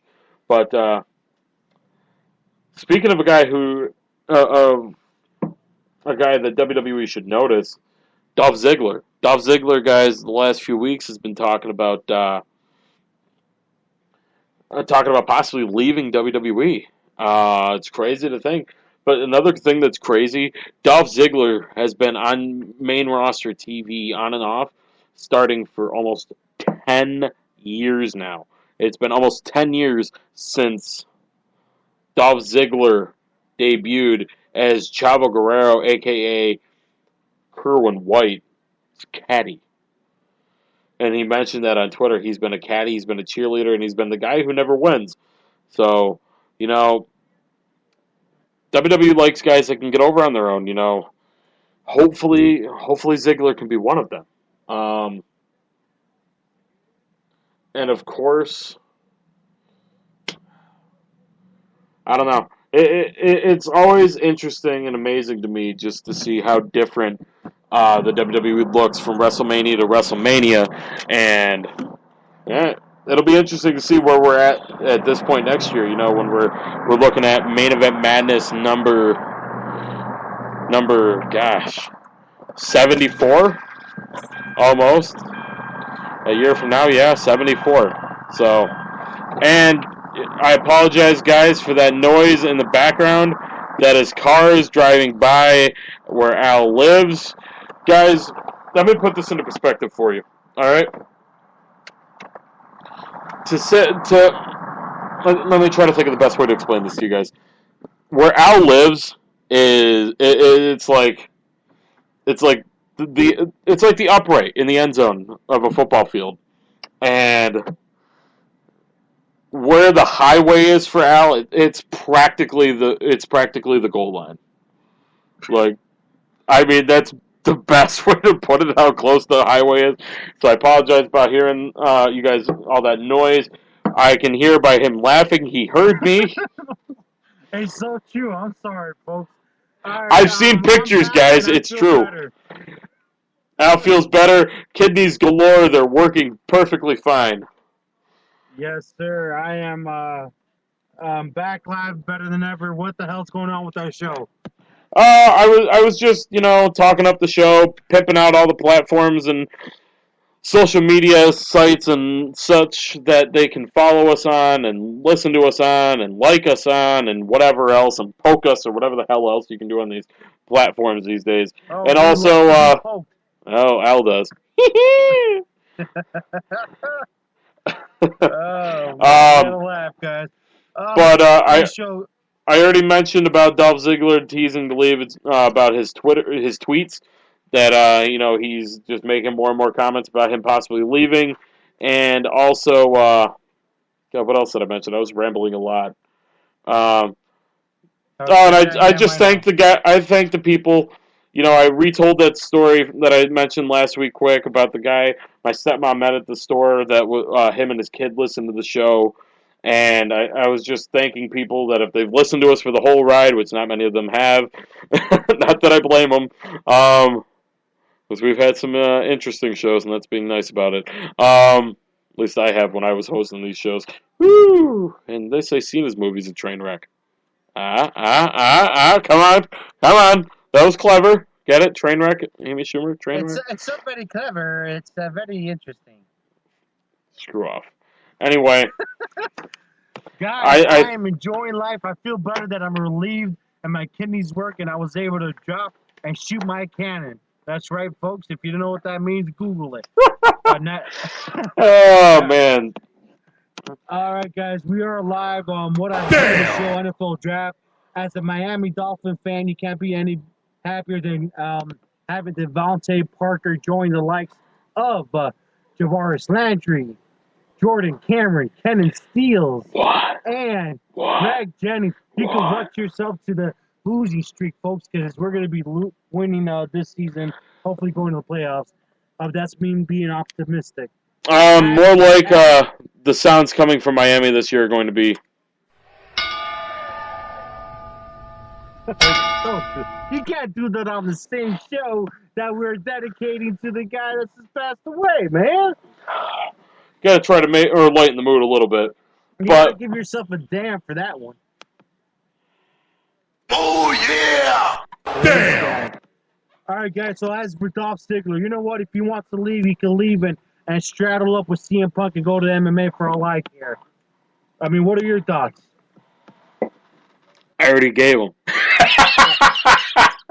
Oh, yeah, that's funny, right? Yeah, I couldn't hear those thoughts. I mean, I said it's basically, I'm just really curious to see if he's going to leave or not. He's been, and I said it was hard to believe that this year is 10 years that Dolph Ziggler started being on TV. Let me ask you something. If he does leave, doesn't it seem like the same MO as everybody else that's left recently? Like AJ Lee, CM Punk. Even for God's sake, we had CJ Parker on about 3 weeks ago. You can see that in our archives on Spreaker.com/Main Event Madness. I mean, it seems like the same MO. They're disgruntled, they're not happy, they're not being used right, and they know there's opportunity out there that makes them money thanks to the likes of AJ Styles. So I'm saying, do you think there's something similar? Let's say Dolph Ziggler does agree to leave. He's been outspoken on Twitter lately, and I don't think to say the least. I mean, to say the least, he's pretty much said, I quit on Twitter without saying it. He's wanted. I mean, what are your thoughts? I mean, what if he does leave? What's next? Who else is going to leave? I mean, John Cena's knee. He's I don't even know. I want to say something bad. I'm gonna throw you some names here. It's time for a bold prediction here, guys. I say the following men will not be on the WWE roster come WrestleMania 32. It's bold prediction time. You ready? Alfonso Merriman. Oh, wait, sorry. Well, that's a foregone conclusion. Go ahead. Dolph Ziggler. Oh, man. Xavier Woods. Isn't he a tag team captain? Let's see. Another one who won't be on the roster next year. Big Show. Oh, man, he's like freaking, he's like one of Kane. these guys. He's like Triple H. He's never going to leave. Kane. And Mark Henry. And the last one. You got to find that guy like Drew McIntyre or Brodus Clay, which Brodus Clay was on our show twice. Since he's left. And the big one. Who? Daniel Bryan. You think DB will be gone? The only reason DB will be gone is because of injury. And you know what? I've been thinking about it a lot, and that's one of the guys that it might happen to. John. So it'll be. That's my bold prediction that he may have to retire. But you know what? Let's segue into that, man. It's time for our injury report. Hey, before we do any updates on the NFL draft. I don't have any. Actually, I do. I hope you do. I mean, shit. Since you've been gone. Since you've been gone. But wait, was that too much? Yes. Laken Tomlinson, a guard from Duke, is now a member of the Detroit Lions. And the guy that is under investigation, I don't remember what the guy I don't know. And Philip Dorsett, a wide receiver from Miami, is now a Colt. Son of a... Don't say that. They took T.Y. Hilton and Dorsett. You sons of bitches. Dorsett, if you don't... Okay, the UM is not on the map anymore like we used to be, right? But Dorsett is one of the fastest, most athletic, and pretty decent route runners that we've had. And he's a great asset, and he could be in the starting lineup, if not by this season, next year. And I'm telling you right now, he's going to see some playing time for the Colts, and that is one hell of a pickup. Sometimes I look at the Colts, and I always look at, man, that should be the Miami Dolphins. All right, I just have to say it. I was just jotting down a note here. He's a note jotter, guys. That's right, John Curry. If you want to follow the note jotter, John Curry, his handle is... Screw off. Twitter, screw off. Oh, come on, John. So, to kick off this injury report, Daniel Bryan, guys, as you may have seen, did not compete at Extreme Rules. He was physically unable to compete due to injuries. He is reportedly expected back within a month. Talks are either at Payback or Monday Night Raw after Payback, or possibly the beginning of June. But some notes here that people keep saying, like the stringing up the doomsday clock, as I just did with Daniel Bryan. People, because of how often Bryan's been hurt.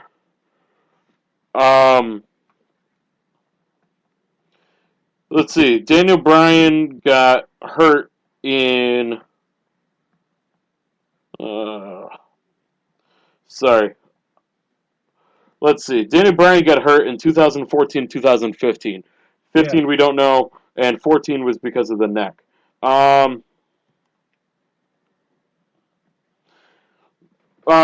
guy he's been compared to the most lately is Edge. Edge was hurt in 2003, missed time in 2003, 2007, 2008, 2009, and I do believe in 2010 as well. Or no, I was thinking 11 when he retired. Randy Orton missed time in 2003, right after the launch of Evolution. He missed time in 05, right after WrestleMania 21. Missed time in 06 after WrestleMania 22. Missed time in 08 after his match with Triple H when he broke his collarbone. Missed time in 2011 and 2012, both due, I believe, to concussions or something. One of them. Daniel Bryan? No, this was Randy Orton, and I mentioned Edge after Bryan. Sorry. And John Cena was hurt in 2004 for 2 months, hurt in 2007 for 4 months, 08 for 3 months, 2012 for a month and a half to 2 months. Actually, it was a little bit longer than that because he didn't compete at TLC, so a good solid. Or no, he did compete at TLC. I'm sorry, it was about a month to 2 months. And 2013, he was out for 3 months. So before people want to start stringing up the doomsday clock, you know, people have been injured far more than he has. Look at Stone Cold Steve Austin. You know. But here's the thing: do you think that maybe Daniel Bryan came back a little bit too soon, and they shoved the rocket up his butt? You know what I mean? Like that's possible. You know, and not for nothing, WWE look like geniuses now, not putting him with the main strap, you know, as a world champion. Because imagine putting him in, it would have happened 2 years in a row. Yep. You know what I mean? Like, that's mind-boggling to me. And another one here. Triple H was hurt back in 98, 99 with DX. He was hurt in 2001 for 8 months, 2007 for almost 9 months, 2009 for 1 month, and 2010 was hurt, had a collective injuries. He was out for 8. So, actually, about 10 months. He left in April, combined with movies and injuries, didn't return until February 2011. So, of all the talk of Triple H being an A-plus player, he's missed quite a bit of time himself. That's 8, 16. He's missed over 2 years combined of his wrestling career due to injuries. That's not too bad, though.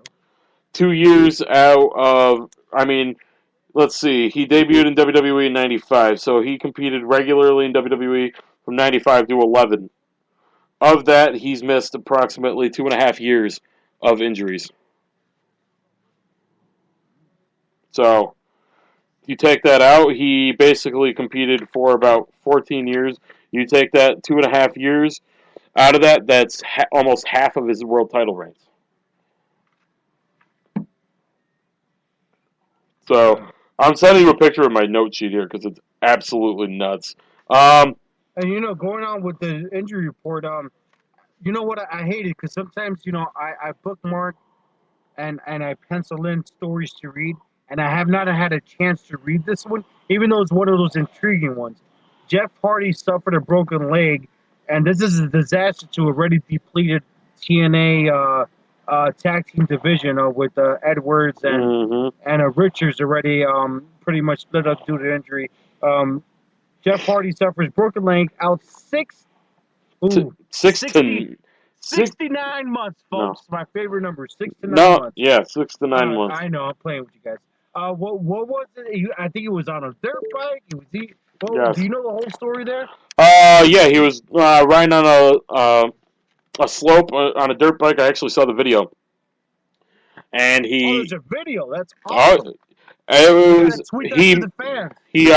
he took a bad fall in the butt or coming off a jump and landed wrong, and all you hear is I believe it's Matt Hardy, or Helms, I don't know who it was. All you hear him say is, "Oh." Oh, that's not good. But before I get to my notes on Jeff Hardy, which I'll throw you in with Daniel Bryan, you know, come on, come back to me. I just lost a draft pick. There was another draft. There we go. Demarius Randall, a safety from ASU. I don't know where that is. At least not by the initials. Demarius Randall, a safety from ASU, is now a member of the Green Bay Packers. Stephon Anthony, a linebacker from Clemson, is with the New Orleans Saints. So the last pick to go here, the last 15 minutes here of the first round of the NFL draft for 2015. We're waiting for the pick from the New England Patriots, the Super Bowl champions. But, Jeff Hardy's missed a lot of time too here. Suspended in 2003 for drugs, 2006 for drugs, 2008 for drugs. Or I'm sorry, let me change that. That would be 2006 he left TNA because of something with drugs. 07 was 07 he was suspended due to drugs. He was arrested in 2009. He was arrested in 2009, a month after leaving WWE. And of course, how can you forget his match with Sting, if you want to call it a match? Sting's main event match with Jeff Hardy at Victory Road. I felt so bad. Remember, he had gained a lot of weight. He was in a bad spot, man. And he was all drugged up. If you guys haven't seen the video now, you guys got to see it. And he was out, God, I want to say at least 6 to 8 months with that. So, yeah. And let's not forget, Jeff Hardy was being pushed as that young, up and coming, next big star, so to speak. They were starting to build him up in 03. You're talking about in the WWE. Yes. And his story reminds me in part of, just like RVD. RVD was on the pinnacle there, man. Everybody had his back. Then he had the drug charge, whatever there was. He failed the drug test again. He was a champion, and then he fell off the face of the planet. Kind of like Jeff Hardy did, right? Yep. He was getting that rocket up there, and bam. Now RVD is like poor. I don't know. RVD was on the rise there for a little bit, just like Jeff Hardy was. And moving on here from TNA. Sorry. Got a lot of things going on over there. I do. I reckon. Really? I know you're from the South, but really? I had to, man. I just felt like it should come out there.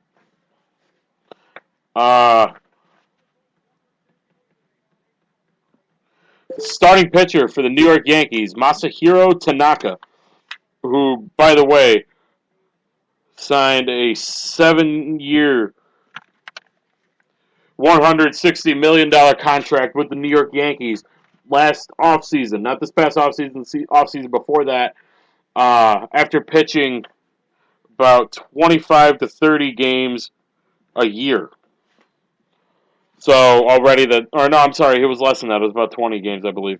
But their seasons are longer over in Japan, and they overwork them like crazy. But he was injured at the end of last year. He had a partial UCL tear, which is in your elbow, which is actually a full tear is when they do Tommy John surgery, if you're familiar with that, Al. He has a sore wrist. So I don't know if it's tendonitis or what exactly it is, but a lot of people are alarmed because wrist injuries or strained wrist, I believe it is, and wrist injuries do tend to be precursors to Tommy John surgery.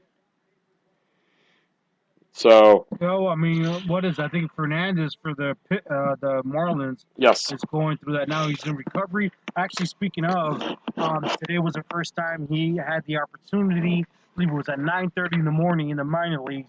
He was able to pitch to the lot. batters at 9:30 in the minor leagues. Oh, They nice. say he's doing. Yeah, they say his recovery is going really well, and he might be back sooner rather than later. That's great for my Miami Marlins. So, yeah, I mean that's a tough surgery. A lot of it's a iffy surgery if he does have. I mean, some people could come back faster than the others, and I was listening in today, and I read up a lot. You know, the doctors say if your technique is right and it's to the key, and you know what you're doing, and you really follow doctor's instructions, you could come back earlier. And that's what they're saying with Fernandez, that he's been more than diligent with his workouts, and his technique is so well that he may come back earlier. Like that, I contributed I'm to our proud of you, man. report section. Watch out now. Watch Proud of out you. now. All right, so let's switch gears here, guys. Let's look at who will be joining Global Force Wrestling. And that would be none other than Eric Bischoff. The Bushinator. You know, there's certain things that you want to almost believe that are going to happen, and I think, Eric Bischoff and Jarrett could probably put something off, but it's not official, guys. But there was a new report that came out today, and I think it was Jeff Jarrett himself confirming that, hey, no, it was Wrestling News Observer letter saying they had a source, and that source just said, hey, there's nothing official, and if that were to ever happen, they would have it on a huge press release, and it would be a big deal. So they're saying that Eric Bischoff was at the show in Vegas with what's his girl's name? Kurt Angle's wife. Karen Jarrett. Oh yeah, that's right, Karen Angle. Sorry, I just had to do it. And Jeff Jarrett, which we also had on the show back in the day. I'm sorry that I say it like that, so cocky, but it is awesome that we had these type of guests on our show. Sorry about that. But, they were in a Q&A in Vegas, I believe. Or no, maybe at the CC2 event in Chicago. I'm not sure where it was at. But Karen Angle or Jarrett came up and said, Eric, I heard you're going to be a part of GFW. Is that true? And, of course, Bischoff gets up. He looks at the crowd.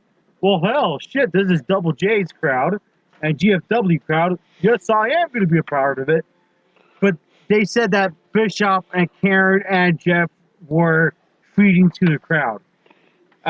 So beyond that, maybe it's true, and maybe they didn't want to let the cat out of the bag. Maybe Karen had a couple glasses of wine and let it out of the bag early.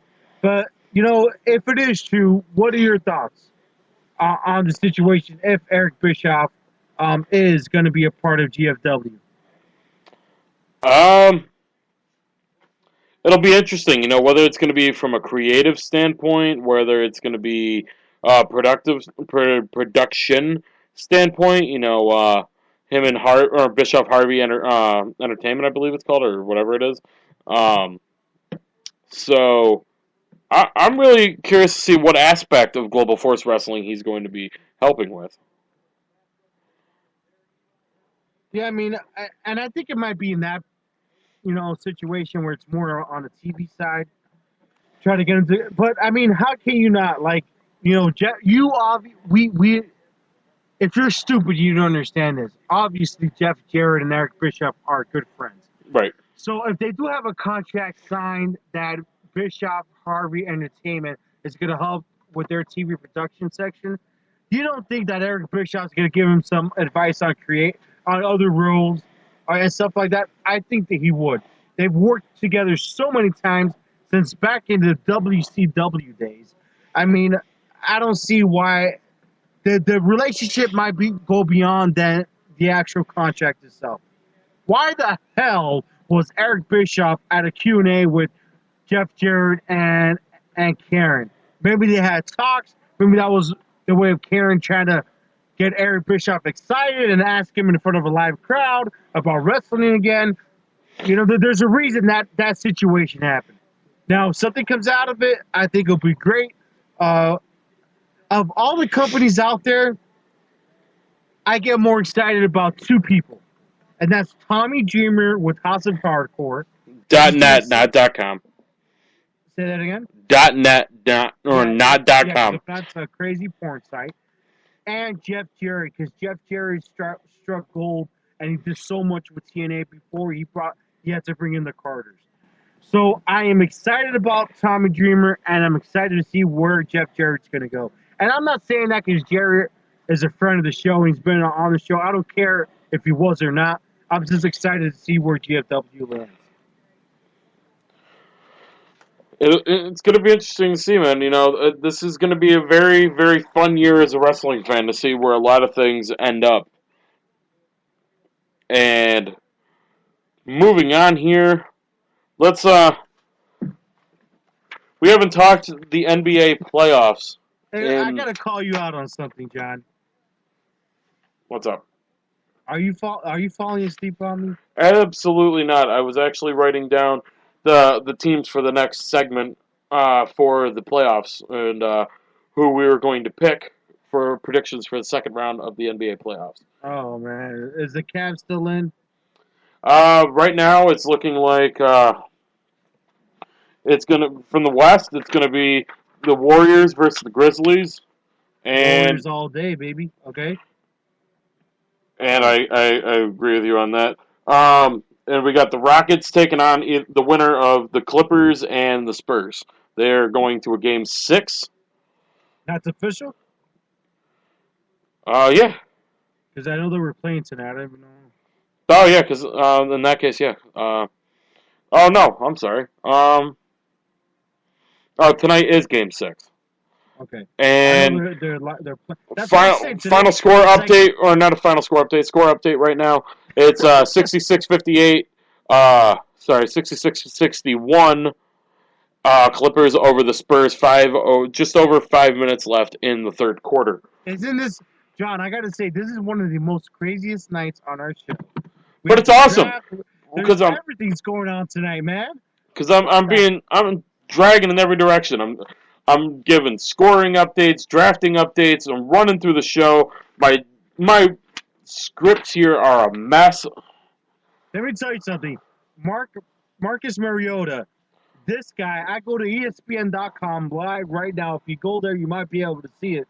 And I know it was announced earlier, but the advertisement on top of all the news and below the main toolbar, where it says below the ESPN logo, is Power Beats 2 wireless. This guy already has a contract with Beats Audio, which if you guys were living under a rock didn't know, but they already initiated his advertising campaign. Nice. So Marcus Mariota, before he even takes a damn snap in the NFL, it's making more money than all of us combined. Good for him. Just had to put that out. Oh, great for him. Just crazy how fast technology works. Speaking of how fast technology works, ESPN's at commercial right now. They haven't even announced it yet. The first round of the 2015 NFL Draft is officially in the books. Malcolm Brown, defensive tackle from Texas, is a New England Patriot. So there you have it, guys. The first round of the 2015 NFL Draft is in the books. And that's my cue to send a tweet to listen to us live. Yeah, pretty much. Jericho and Stephanie are long over with now, I believe. Guys, I do believe, Al, are we going into overtime? For a couple more, maybe 15 minutes or so. All right, so we got the winner of the Clippers and Spurs taking on the Houston Rockets. Al, who you got? I say Houston, because Houston's coming out of this guns a-blazing, and I think it's interesting because you got the Spurs coming in or Clippers coming in running ragged after having to do a 6 or 7 game series. So are they going to be tired? Or are they going to have momentum? But at the same time, are the Rockets going to be too rested? Or are the Rockets going to be just enough rest where they could just come in and pick apart what's left of whatever team comes in? All right, let me tell you this, and this is as a fan, and I'm not trying to be like, I hate to say like it's like a cocky fan or anything like that, but all of that is media bull crap. If the people are rested and they're not rested, the reason why I'm saying I'm not trying to be a cocky fan. We've gone through 7 straight years of playoff experience with the Heat. It doesn't matter how many days you have off. It doesn't matter how many people are rested. It doesn't matter if people are injured. Whoever shows up and plays and have the heart and the passion. And both teams may have the same heart and passion. Both teams may be great. It just depends on that final score, right? So, I mean, I like to erase all of that stuff that the media puts into it. Going back to, we're talking about Houston and Dallas right now, correct? Yes. And who's going to face Houston and either San Diego. Wow. San Antonio or the Clippers. So what do we? For some reason, I know the San Antonio, the Spurs literally broke up the Miami Heat after beating us so badly last season. I kind of want to see the Spurs continue on to the finals, so I'm picking them. All right. Between the Rockets and the Mavericks, guys, Rockets are a better team. The Mavericks, I don't even know how they're still in it, to be quite honest, with all the controversy. And I'm going to call you out, Dirk Nowitzki. After saying you're retiring, now there are reports that you don't mind staying on the team as a 6th man. Yeah, he wants to keep the page. Brett Favre. Do not be the next Brett Favre of the NBA, please. So don't be Shaq? Don't be Shaq. All right. Yeah. All right, so let's move to the Eastern Conference here, man. The Bulls. Hey, wait, I'm sorry. I just went on a rant and you didn't call me out on it. It feels kind of weird. I got nothing. Mostly because I wasn't paying attention. You're like in a different world today. Mostly, not tonight. Just the last couple minutes. Trying to get in a few more segments here before you decide you want to leave. All right, so let's move to Eastern Conference. Bulls closed out the Boston Celtics tonight. So it's the Milwaukee Bucks. The Milwaukee Bucks. I'm sorry. Yeah, it's the Bulls versus the Cavs now, right? It's the Bulls and the Cavs. You know what? D Rose is back, man. I'm picking the Bulls. You know what? In a weird, strange, and awesome way, and it's not because LeBron left the Heat, but man, I really think that the Bulls have a good chance of finally getting to the next round. Kevin Love is out for 4 to 6 months, I believe it is, with that shoulder injury, which is kind of a freak accident. Cause it is, and it's kind of. If you saw that video, it was like, what the hell, man? And it's kind of like, it's kind of almost. You know what? I gotta be you this week, Al. I gotta be the disgruntled Heat fan, even though I'm not a Heat fan and I don't really care for the Heat. But I gotta be that guy this week. It's almost as if karma just smacked LeBron James across the face.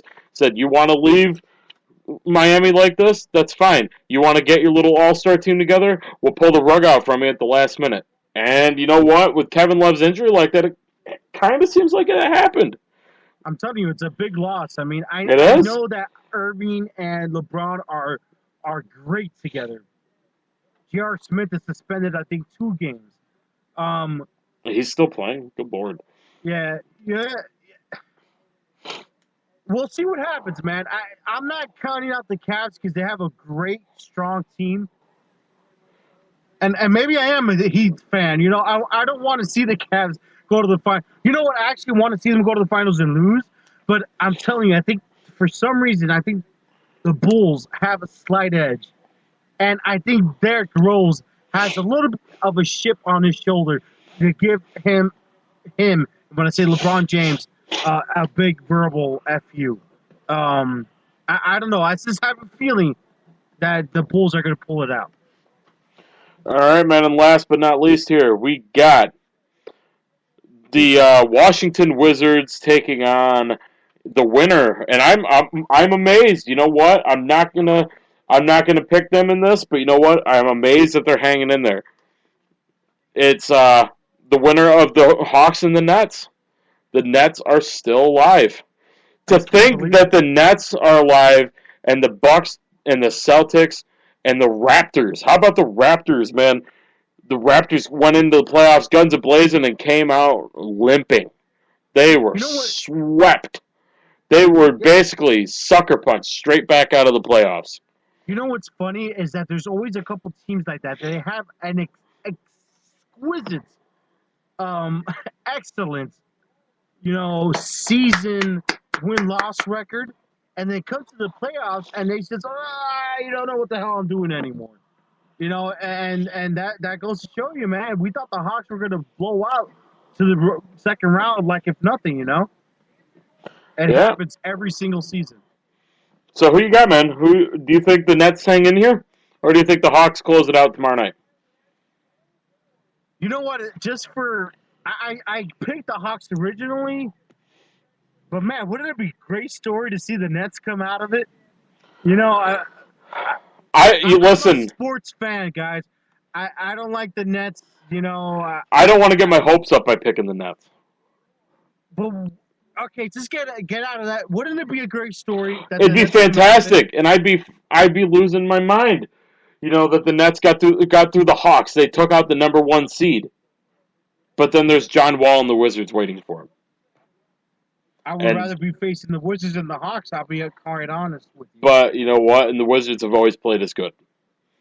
So, and they got Paul Pierce. And Paul, that's going to be another storyline in and of itself. Is Paul Pierce and Darren Williams, that little feud rivalry that's starting to build up there. You know what? Yeah. It would be great to see that. But I'm still sticking to my guns with the Hawks. But hey, man, the Nets have shown some life. So, but are we picking the winner of the Nets Hawks over the Wizards, or are we picking the Wizards? Wizards over the Nets or Hawks? That's what I'm asking you. Or are you picking the Hawks or the Nets over the Wizards? I'm picking the Hawks over the Nets. But the Nets could surprise us. Right? Yeah, they could. So, it'll be interesting here. There's so much going on today. It is. It's crazy. All right, man. I got to do it. Damn. Booker T. You know what? You want a damn? I've been saving this clip, too. Until the NFL commissioner goes and ruins it and says your name wrong. Check this out. Roger Goodell announced the second overall pick Thursday as the Tennessee Titans selecting Marcus Mariota. That's right. 3 successful years at Oregon. This year's Heisman Trophy winner and an endless number of pre-draft debates of Winston v. Mariota. They weren't enough to beat that into Goodell's head. So naturally, criticism came raining in from all angles of social media, in addition to some memorable memes, including this Titans Mariota jersey. How the heck does the commissioner not know his name? At least not well enough to correct himself. Well, Commissioner Goodell, for all your draft coverage, check out Live. I almost like that more than Goodell. Commissioner Goodell. Goodell. Actually, it flows better, right? Goodell. Goodell, kind of you're fighting it with Goodell. Yeah, you got to say Goodell. Yep. So to you, Roger Goodell or Roger Goodell. Damn! So, and another one coming up. This man, the five-time WCW World Champion Booker T. I'm gonna try to see if I can get this this comment up. As you're doing that, I want to talk about something else. All right, which I thought was interesting. As you're gonna get the audio. I'm hoping. All right. Look for it, and I'm sure you can find it. This was my random news of the day as I put my notes in our show sheet here. I've always been curious about this topic, and I've been tweeting it for the last couple, and you just retweeted me, John. WWE fan voting, is it real? And, I always thought it was all bullcrap, and I never voted once in my life. Really? Never. Why would I waste my time? I didn't even vote for a president. I think it's all bullshit. Bullcrap. Anyways, former WWE creative writer Kevin Eek. I saw the headline of this. I'm like, all right, they're going to prove me right. I thought it was all fixed.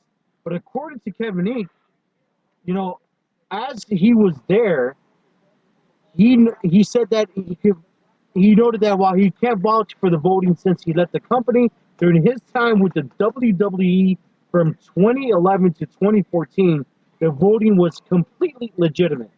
He said that creative would suggest to Vince McMahon that they should rig the voting to get a desired outcome, but Vince would always refuse because it would, and I quote, compromise the integrity of the voting.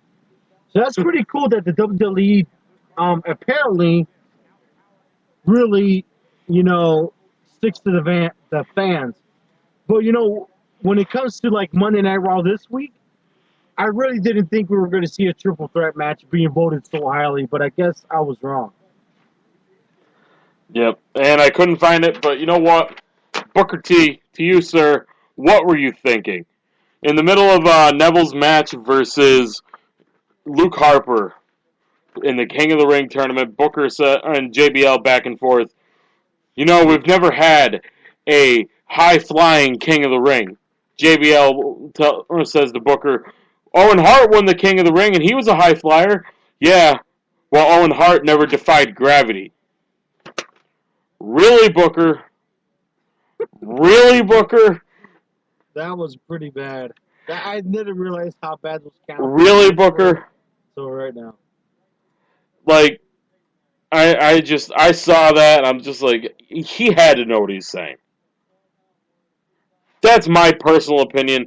He may have not realized what he's saying, blah, blah, blah. He knew what he was saying. I disagree with you, John. Like, there... And of course you do. This wouldn't be Main Event Madness if you agreed with me. God, this would be like some show you used to do with a redneck. What's up? Here's my, with my new job and my old job at Carnival Cruise Lines, and now I'm with this new place. I'm on the phones 24 hours a day. Excuse me. I just talked to my wife tonight, and I told her sometimes I'm on the phone and I can't believe what I just said until after I'm on the phone conversation. And I'm in sales. So I can see him in a zone as to where, I can see this as, and I'm sorry, I'm getting tweets on my phone here. I just lost my train of thought. I was reading this at the You same could time. see that that he kept going with the conversation.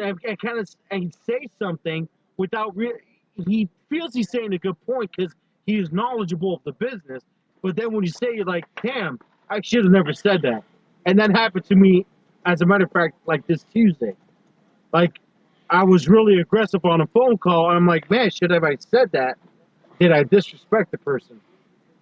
So it's one of those things that I could kind of disagree with you, John. Do you agree with me now or no? Yes and no. But, I don't know. There's certain things, at the end of the day, something like that, you got to think before you speak. Especially, and I agree with you. He is in a line, in that light of he's live. He needs to understand what he's saying. So, he's never had this problem before. Then you gotta be aware that you're live, and you gotta think what you're gonna say before you say it. Let me just ask you. I'm gonna call everything out here on what I'm trying to read. We're live. It's Main Event Madness, and I want to understand what at Reebok the Finish is talking to us about. He's asking us, why is this even a talking point? I already responded to him.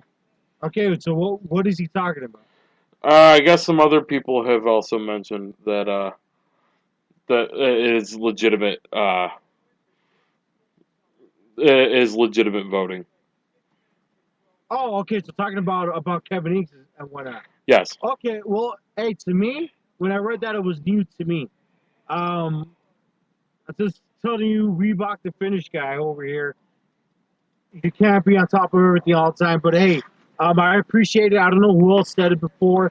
I've heard it from different people, but for some reason, Kevin Inks to me was a little bit more credible than maybe somebody else that I really didn't pay attention to.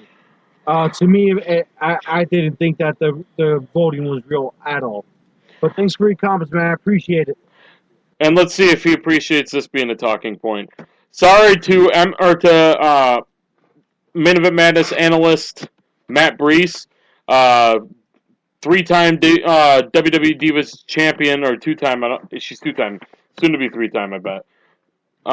Paige, is she a three-time or two-time Divas champion? I think she's two-time. Yeah, she's two-time. Is officially off the market. She is now in a relationship with a guitarist from A Day to Remember, Kevin Scaff. Not the same guy that was on Total Divas, right? I don't know. I don't. Me But- neither. I but watched it, damn.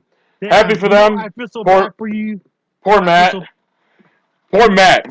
Matt is convinced he's going to marry her. So Wait. So there was somebody out there that had a bigger crush on Paige than you? Matt does? oh God, yeah, Matt does. Man, you know what? Speaking of Matt, when the hell we're going to get him on a show at this time? You know what?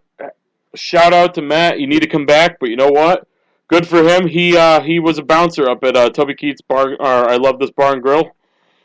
Out in Syracuse, and yeah, it's a pretty good place up there, man. There's only like a dozen of them around the country, and he actually got promoted to head of security up there.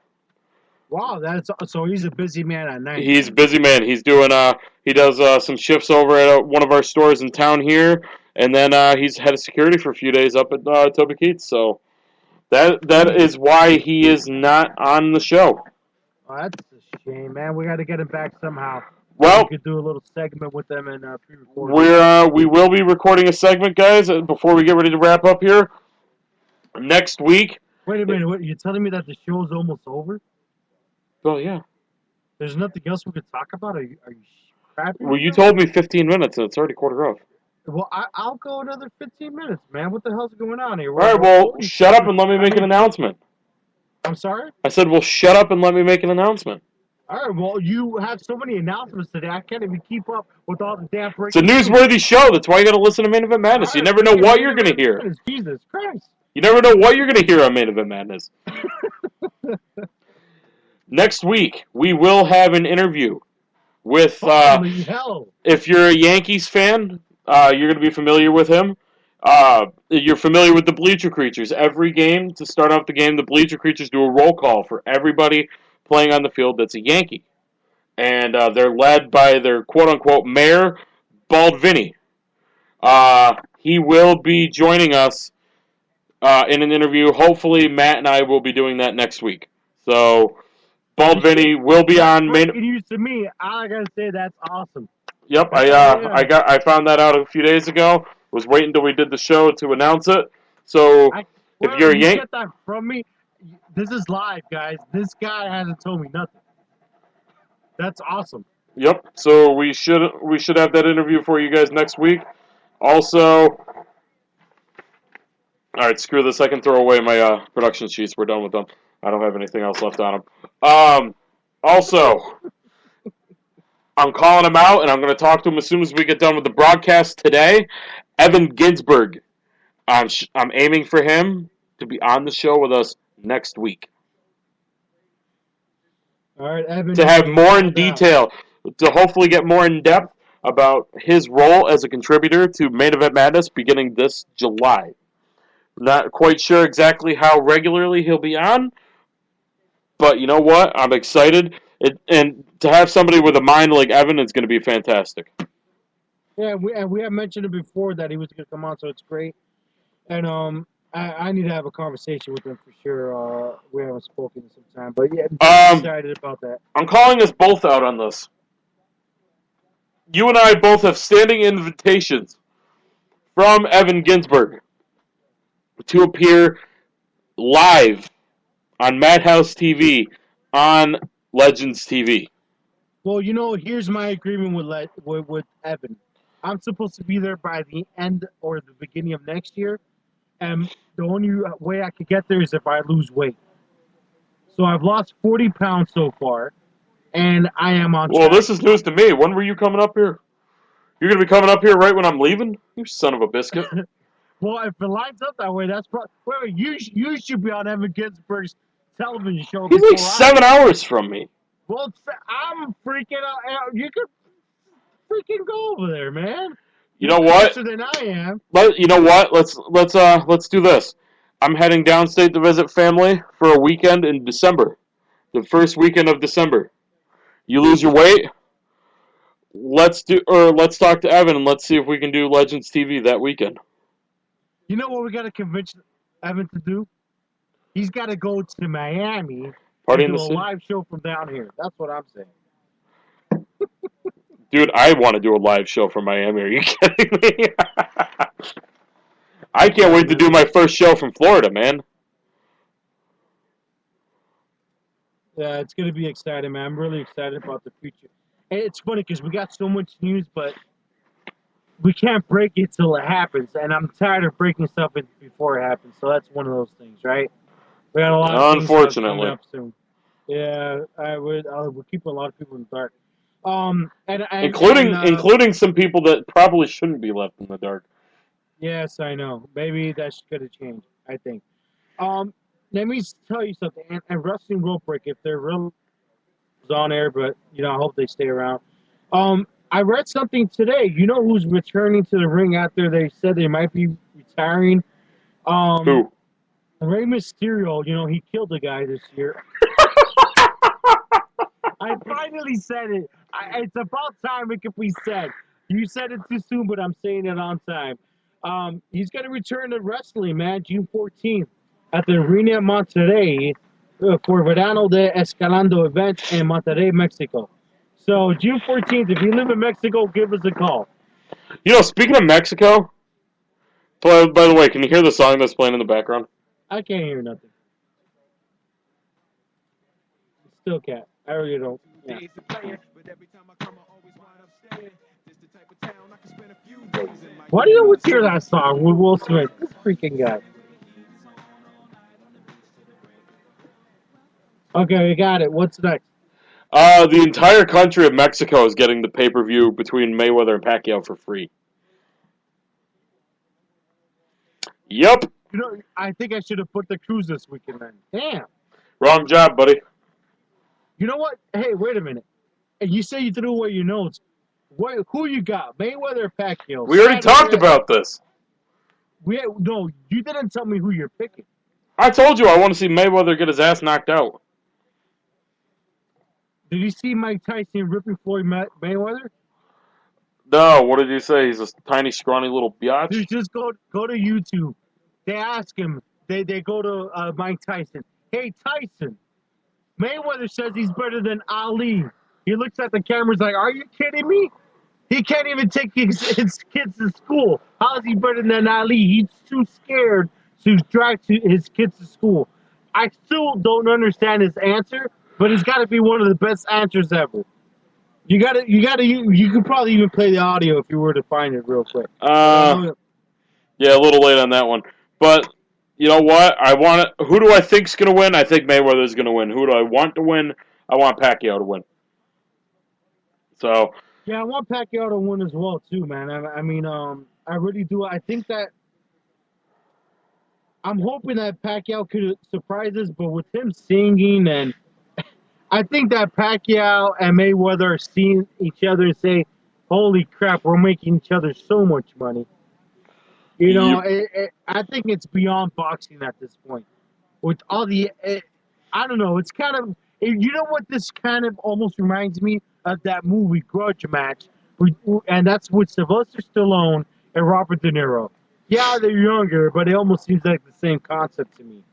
That this match fight has happened, far beyond when it should have happened. I don't know. I just want to see Mayweather get his ass knocked out. You there? Yes, I'm here. Hey, we got a guy in the Marlins. He used to be a Yankee, right? Huh? Ishiro? How do you say his name? Who? The Japanese guy? Tanaka? No, my Japanese guy. Wasn't he a Yankee before? Ichiro? Ichiro, yeah. Yeah, he was a Yankee for the last 3 years. Well, he's a Marlins now, right? He's a Marlin? Yeah, man, he's won like 3 games for us so far. That poor bastard. He even broke a record for the most home runs for a Japanese player in a Marlins uniform. You guys have had Japanese player in a Marlins uniform? I'm sorry? I said, you guys have had Japanese players in a Marlins uniform? I think I probably said that wrong. What you're not understanding. No, I'm understanding what you're saying. I just never knew you guys had Japanese players in a Marlins uniform. No, you're not understanding me. He's broke the record for a Japanese baseball player having the most home runs ever. Oh, wow. But he did it in a Marlins uniform and not in Yankees. Just wanted to put that out there. Oh, well. Good for Ichiro. Sucks for you guys. Speaking of sucking, WWE Studios has a movie that will be released in theaters on June 12th. It's called Vendetta. It's about Vendetta? No. It stars Dean Cain. And ready? And The Big Show. Man, didn't they film this a long time ago? I believe so. The action-packed thriller is about a detective pushed beyond his limits who will stop at nothing for vengeance when his wife is killed by a criminal that he put away. A hard-nosed detective, Mason, deliberately gets arrested to get revenge, but while inside prison, he discovers a new criminal enterprise that those behind it are willing to kill to protect it. And the tagline for the movie is "Get ready for Hell in a Cell." Really? Really. So guys, check out Vendetta in theaters. That'll get about $150 in theaters. So it'll be in about 2 or 3 theaters too. Hey, you remember that you interviewed Scott Fishman? Yes. All right, if you guys don't know who he is, he's a contributor. He does not work for the Miami Herald. If you listen to the interview, he is a contributor to the Miami Herald. Well then, he blew my mind with that. He went to go see Avengers: Age of Ultron. Mm-hmm. You got to see his Facebook comment. Avengers: Age of Ultron is everything you want in a summer blockbuster, and he put like 30 flames of emojis, crazy faces. And it's Avengers, not Avengers. It's Avengers. You know, like you said Avengers. I said it's Avengers, buddy. I'm a Cuban spick from Hialeah, Miami, Florida. Come on. Nah, I'm not giving you that one. I'm not giving you the benefit of the doubt on that one. Whatever. I hope Devontae Parker's the next Larry Fitzgerald. Have you seen some video on him? No. But we'll have to save that for next time, sir. Oh, you're running out of battery today. No, but I don't want you to get in trouble because it is 3 minutes to midnight. I don't know. Things are all done. No wonder why that pee break was so long. Hi, Jenny, if you're listening. She probably is. What did that son of a bitch say? As my Facebook just beeped, I'm like, oh shit, what happened now? That was me. Sorry. But like I said, guys, Bald Vinny, the mayor, quote unquote, of the Bleacher Creatures at Yankee Stadium, will be joining us next week on Main Event Madness. Also, Al's typing to me. Go. Uh-oh. I'm in trouble. Can I ask you, what does this mean for us? Do you understand this is the first... I'm so excited about the interview you're telling us about with this guy from the Yankees. This is the first non-wrestling related interview. Very exciting. Very exciting for the future. You don't know how proud I am of Mr. John Curry for getting this guy. Freaking excited. And he's telling me that now because I'm about to get yelled at after we get off the air. Oh no, you're not. I'm kind of telling you what I'm saying. Anyway, so it's very exciting news. But guys, like I said, if you missed any of the show or you just started tuning in and you're like, shit, they're ending the show. Which, boy, we're doing a great job enforcing this no swearing policy that you came up with. Well, the F-bomb was bad, but the... Hey, we didn't drop an F-bomb. I dropped one early in the show, remember? You did? You son of a bitch. You acknowledged it. Oh yeah, I did, didn't I? I don't remember. That was almost 3 hours ago. That was a long time ago. You said you wanted to do overtime. I did. But now I saw the time and realized I gotta be up in like 7 hours because I'm going to see Avengers. And then I'm going to IHOP. Yep. Because our mall's awesome like that in Syracuse, where there's an IHOP in the mall. But, alright guys, that's going to do it here for Main Event Madness. Follow me on Twitter, at John MEM Radio, or you can follow this guy. At Al Me Madness. That's right. AL Me ME Madness. Follow me. The brand is back, baby.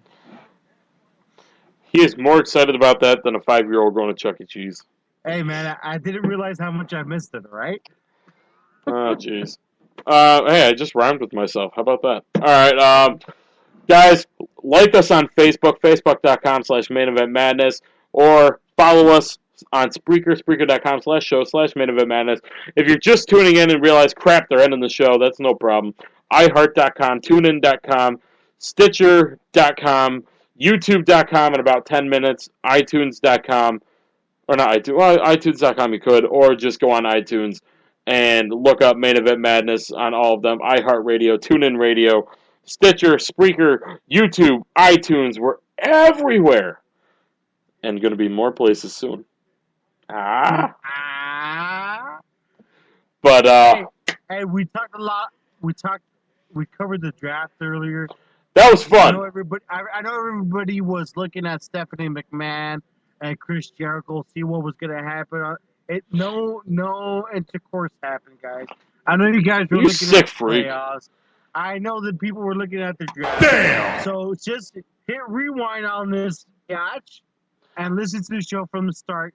I'll let us know what I you actually thought. just got my PS4 going up because I'm going to listen or watch Chris Jericho and Stephanie McMahon here in a little bit. There you go. Now what you do is you pull up your laptop, type a little column up, a review of the actual, Stephanie McMahon and Chris Jericho interview.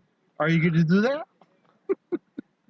And then after you do that, you're going to send it to either jcurrymem@gmail.com or amerriman@gmail.com. Well, I was saying that John was going to do it, but obviously you want somebody else to do it. That's the Hell no, I ain't doing it. All right, guys. My Cubs suck, and that's going back to high school.